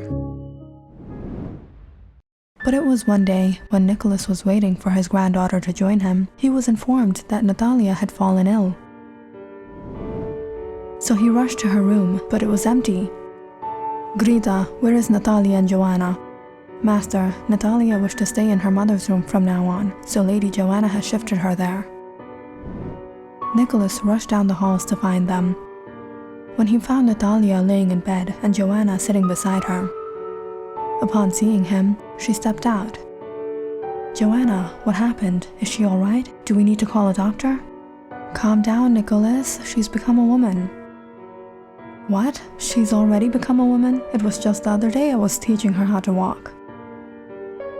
"You've lost track of time. Natalia is 11 years old, Nicholas." After Natalia became of age, she wanted to move from her old nursery her grandparents had built for her and finally move to her mother's room. Growing up, she had always had so many questions about her mother, about her father. She was amazed by all the portraits in the palace of her mother. She was the most beautiful woman in all of Lilleford. But as for her father, Natalia had never seen a portrait of him or heard about him, but she was awfully curious. Laying in her mother's bed, she stared out at the full moon in the night skies. As a cool breeze flew in through the balcony, she closed her eyes and soon fell asleep.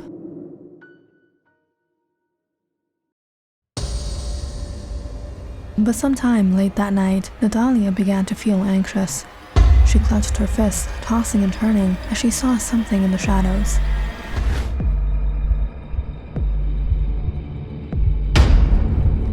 creature grasped onto something before it feasted upon him.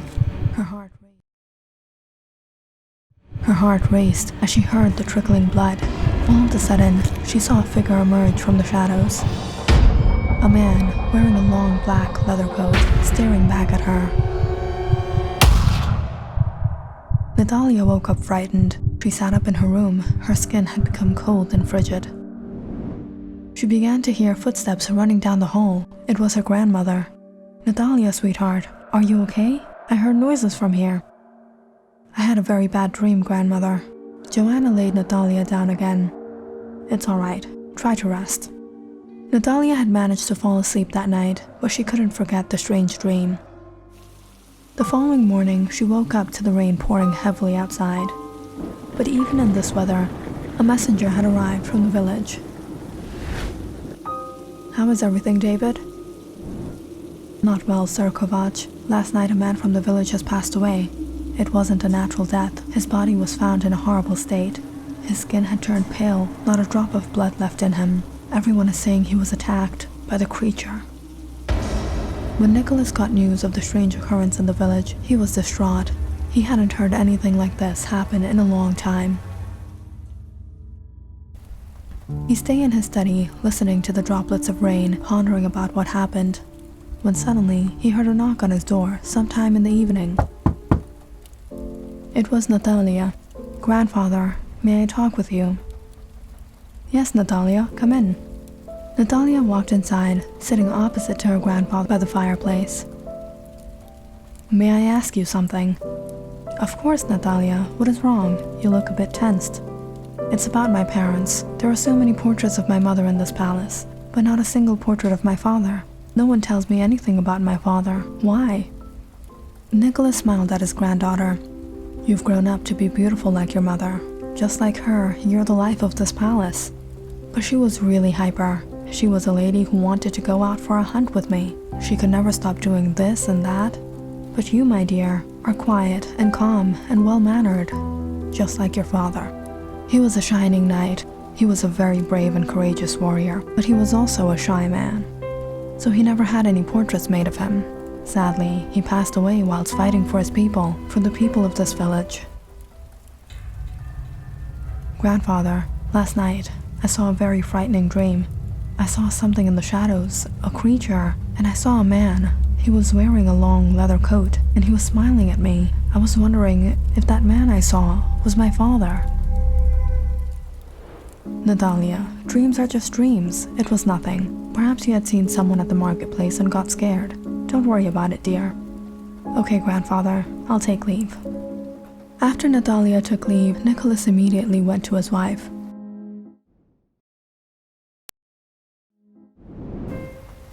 "Joanna, you told me she had a bad dream, but you didn't tell me she saw this." "What did she see?" "She didn't tell me anything. I just heard her scream and went to help her." "She saw..." "This isn't good, Joanna. Have one of the servants guard her room from outside the balcony from now on." The following evening, when Hannah, one of the servants, arrived in Natalia's room with a lantern, she was confused. "What are you doing here, Hannah?" "Master Kovac has ordered me to guard your room." "All right, come in." The next few weeks went by, and Natalia didn't experience any nightmares. But around the same time the following month, on the night of the full moon, she saw him again. She woke up early that dawn, petrified. When she went out to the balcony, she found it empty. Where was Hannah? Natalia inquired about her, but the other servants hadn't seen her. She immediately went to her grandmother, who had the entire palace searched. But it was as if Hannah had disappeared. And if everyone in the palace wasn't concerned enough, late in the afternoon, the messenger from the village returned with news of another mysterious death. Natalia sat in her room feeling anxious. What was going on? Why was she having these dreams? Who was this man she saw? And why did it feel like everyone was hiding something from her? That evening, she stormed out of the room searching for her grandparents until she found them in the drawing room whispering something amongst each other. Grandfather, you have to tell me what is going on. Last time I had that bad dream, we got news of someone's death from the village, and this month, again. Why am I seeing these dreams? And what happened to Hannah? Where is she? Nicholas and Joanna passed each other a glance. They knew it was time. Why are you two quiet? Why are you two not telling me?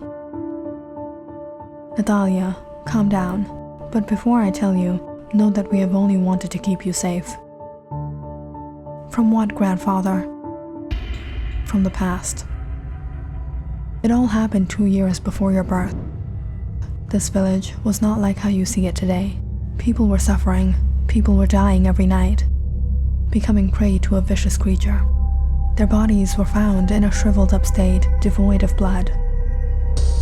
This creature remained hidden in this village. Night after night, feasting on innocent lives. People were frightened. They wanted help. It was at that time that I put out an offer. Anyone who can free this village of this curse, I shall give my daughter in marriage to him. I will go. It was a man named Dominic Mizaroche who had come forth and took it upon himself. Dominic had seen your mother before at a dinner party at our palace where many esteemed officials had come. He had caught feelings for Emilia, and when I put out the offer, he became desperate that someone else may go to hunt down the creature and take Emilia as his reward. He couldn't accept to see Emilia with anyone else. So he took up his sword and left for the forests of Lillaford. Dominic was known to be brave and lived up to his name and successfully hunted down the creature. But when he returned to the village, he was not like what he used to be.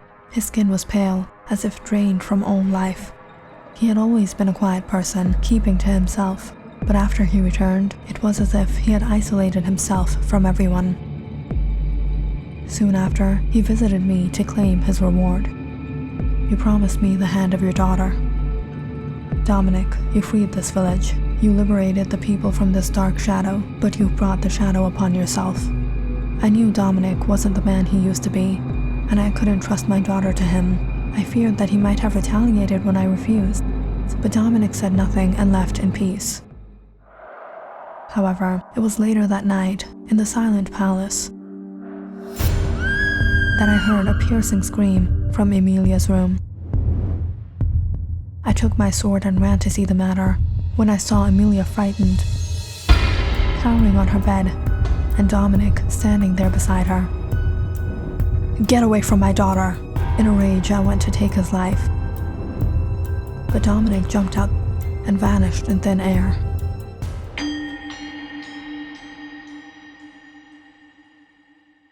Since that day, I had arranged for better security in the palace.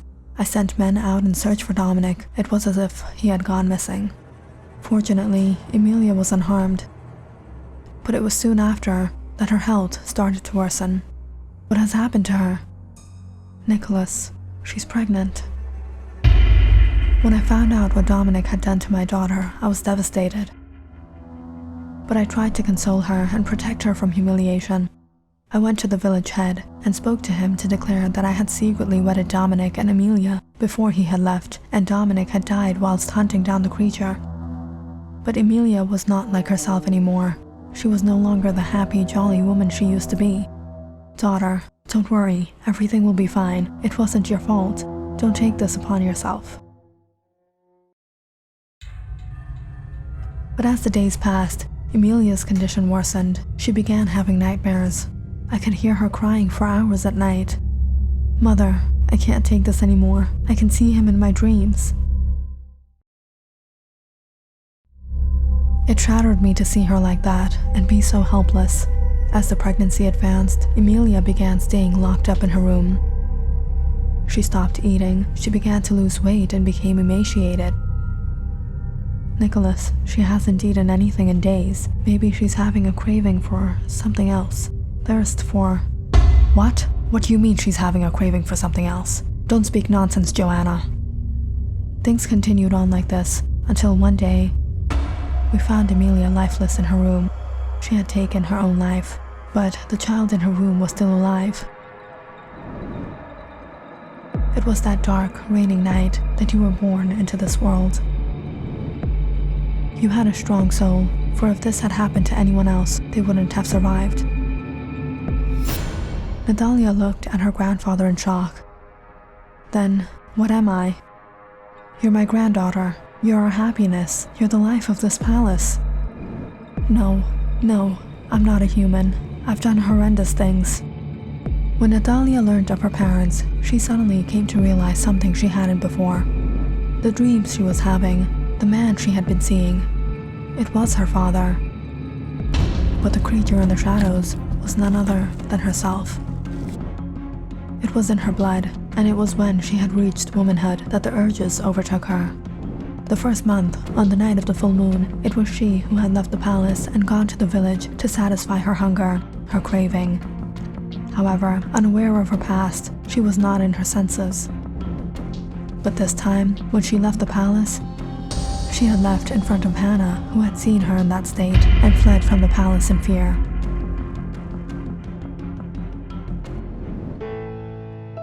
Natalia stepped back towards the balcony, seeing her grandparents look at her in worry. I can't stay with you after what I've done. No, Natalia, don't do this. You didn't do anything wrong. Natalia, please. I already lost your mother. Please don't make me go through this again. I lost her. I don't want to lose you. But before Nicholas could stop Natalia, she ran towards the balcony and jumped out.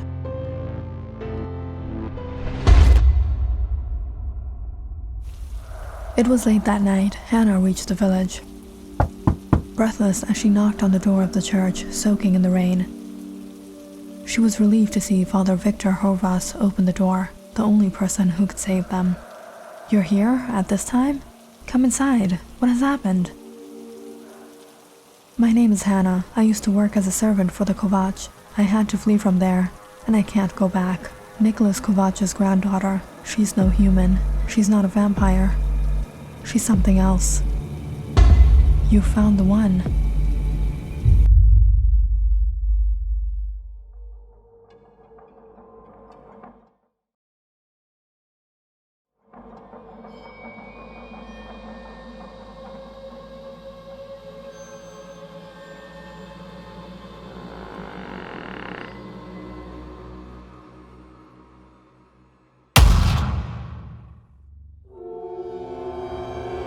Hello, Father.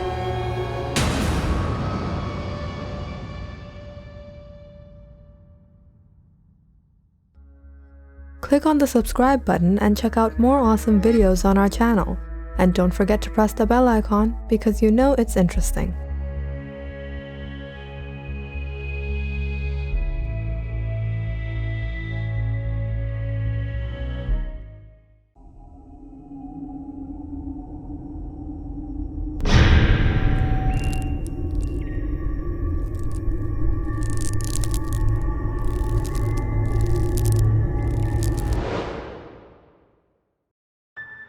Roger, you said you'll be home early tonight. I'll try, Margaret. I'm getting late now. Bye. Bye, Dad. Where's your sister, Harry? Linda, sweetheart, are you still in bed? I'm coming. This was the Robinsons' cozy suburban home in the quiet town of Westport in Ireland. After Margaret's divorce, she and her daughter Linda moved into this house that she inherited from her father. Some years into moving on in life, she met Roger.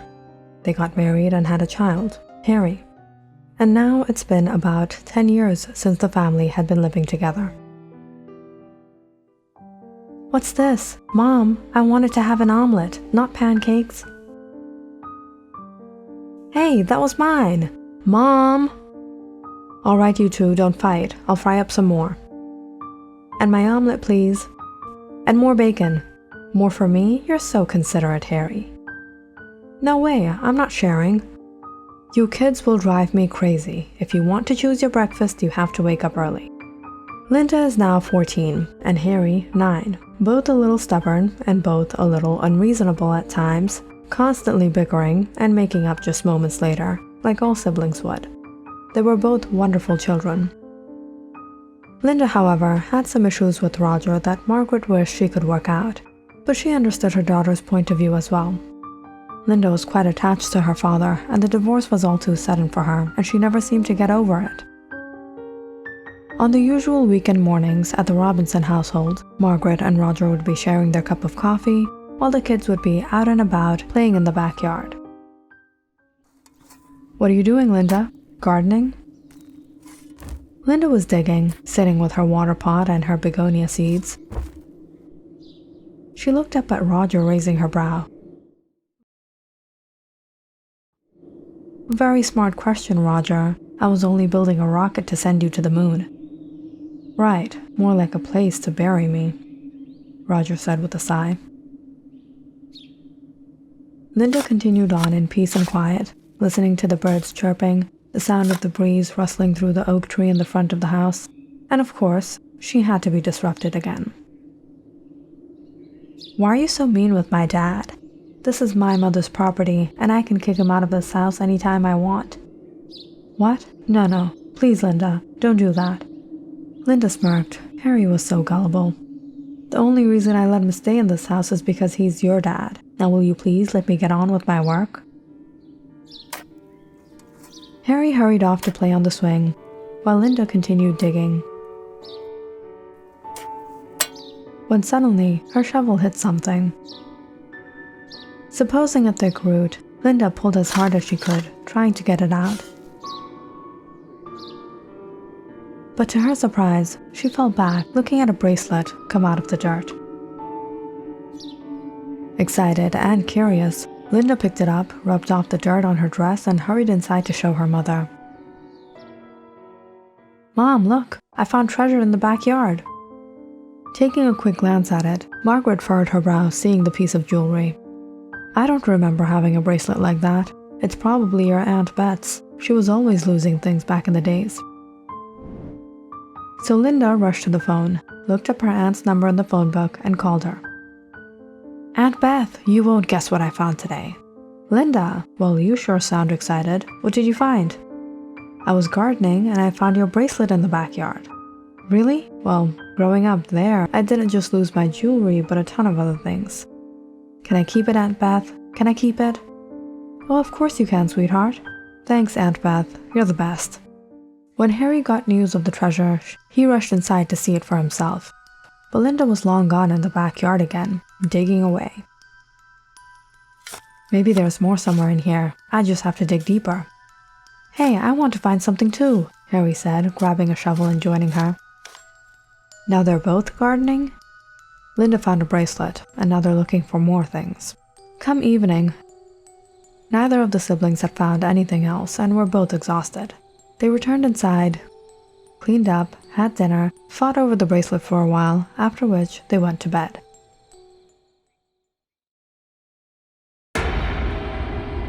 It was some time later that night that Margaret and Roger woke up to their son screaming. They rushed to find him cowering under his blankets while Linda stuffed her ears with the pillow. "What happened, Harry? Are you okay?" "Mom, Dad, I think I saw somebody in the room, standing right there." "Stop being a scaredy cat, Harry. Mom, there was nobody here. He just got scared." "It's all right, Harry. Don't worry. Everything's fine." The parents tucked Harry in and went back to bed themselves. The rest of the night went peaceful, and the family woke up to a gloomy morning. Everyone was off doing their own thing. Harry was busy playing with his toys, while Linda had spent the day fiddling with her bracelet, and Margaret was getting some household chores done as usual. It was sometime in the evening that Harry noticed Linda wasn't in the house. "What are you doing here? You don't like swinging. You never come to the swing." "I was just waiting. Is Dad home yet?"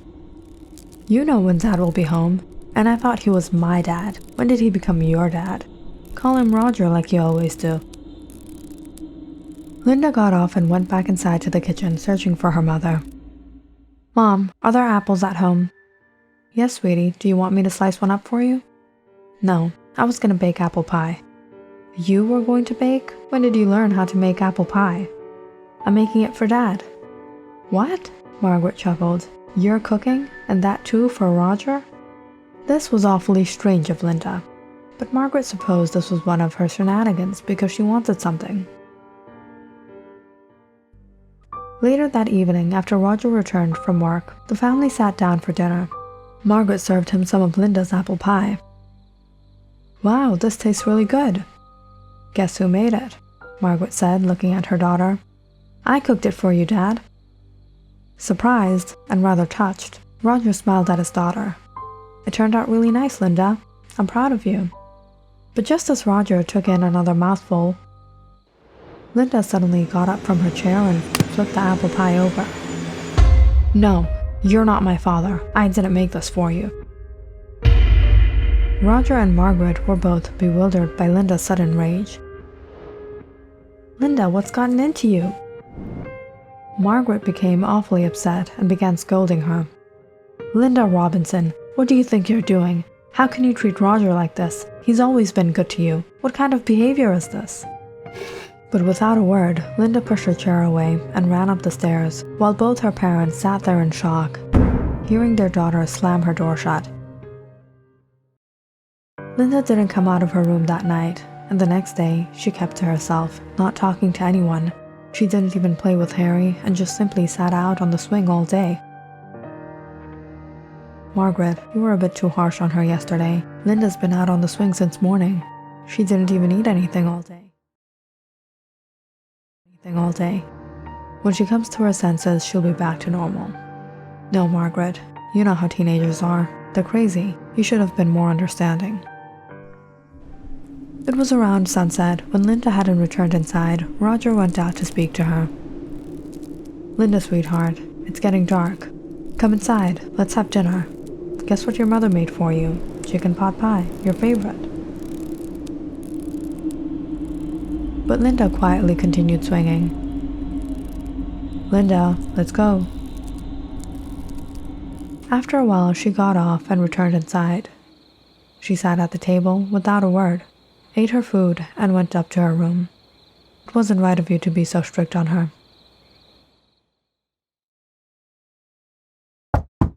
That night, after the parents went to bed, they heard a knock on their door. It was Harry. Mom, Linda's been crying for a long time. She won't talk to me. Worried for their daughter, the parents went to the kid's room and found her sitting in the darkness on the edge of her bed, whimpering. Linda, sweetheart, what happened?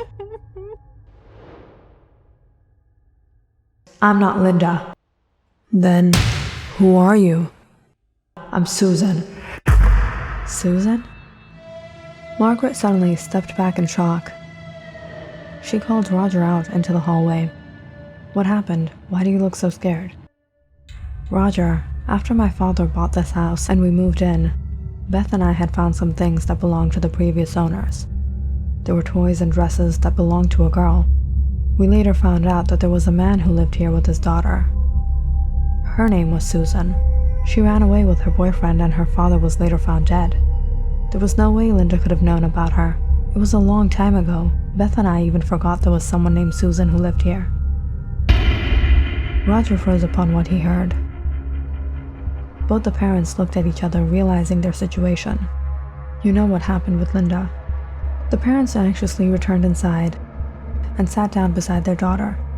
Susan, dear, tell us what happened. Why are you crying? Linda looked at them. Her eyes looked hazed as she spoke. I was only 14 when my mother passed away, leaving me and my father alone in this house. I was devastated. The only thing that kept me company in those days was this bracelet. It belonged to my mother. I always kept it with me. I used to hold it for hours pretending I was holding my mother's hand.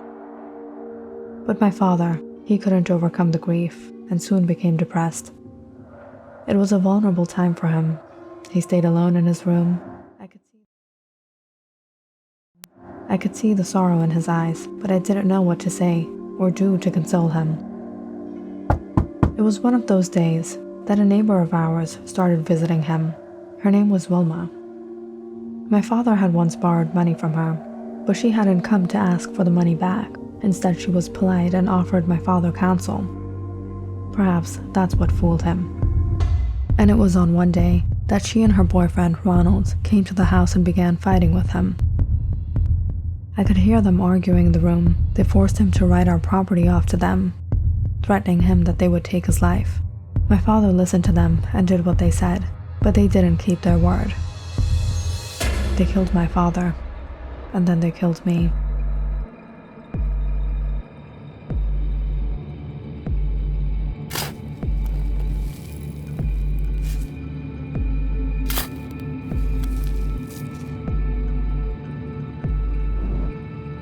They threw him off the cliff and put the blame on me, saying I killed him and ran away with some man. They told everyone that my father had owed them money, so he had wrote the property off to them and took over the house. After knowing the truth behind the fate of this innocent family, Linda and Roger wanted this young soul to get some peace, but they also wanted their daughter back. Susan, you were wronged, but my daughter, she doesn't have a fault in this. She didn't do anything to you. Please let her go. Tell us, what do you want? I want revenge. I want justice for my father. Linda took off the bracelet from her wrist and gave it to Margaret. Take this to Wilma and put it on her. As soon as Linda dropped the bracelet into Margaret's palm, she fell unconscious onto the bed. Margaret handed the bracelet to Roger. Go. Roger took it in his hands, knowing exactly what to do.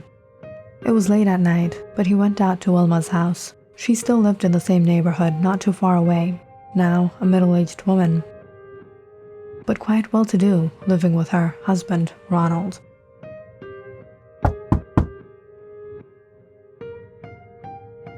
Hello, I'm Roger.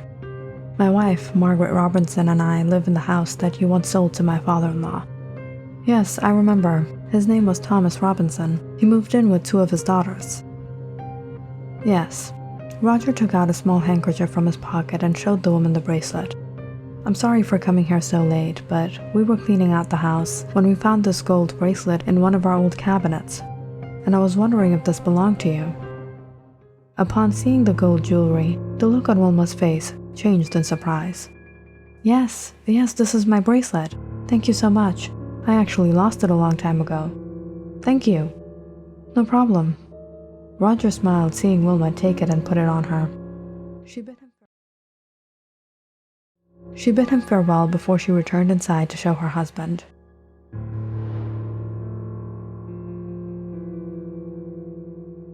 Wow, he was very honest. If I found that, I would have never returned it. He chuckled. Well, it's good for us. The couple went back to bed, laughing at how foolish Roger had been to return this, and how cunning they were to make the profit. Little did they know what was waiting for them.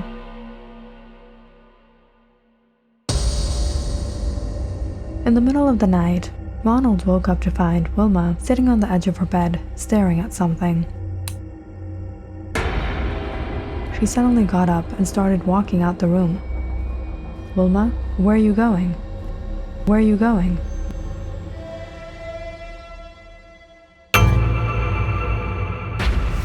What is happening? Who's here? What is going on?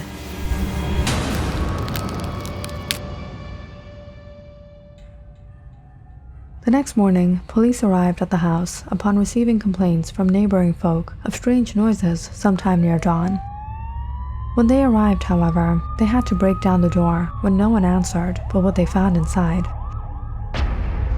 shocked them. This is so strange. The woman is missing and her husband is in this condition? I've never seen anything like this.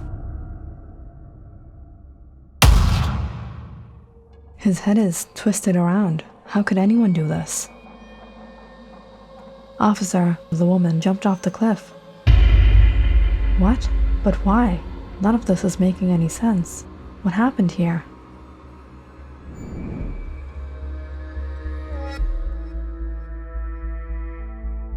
Click on the subscribe button and check out more awesome videos on our channel. And don't forget to press the bell icon because you know it's interesting.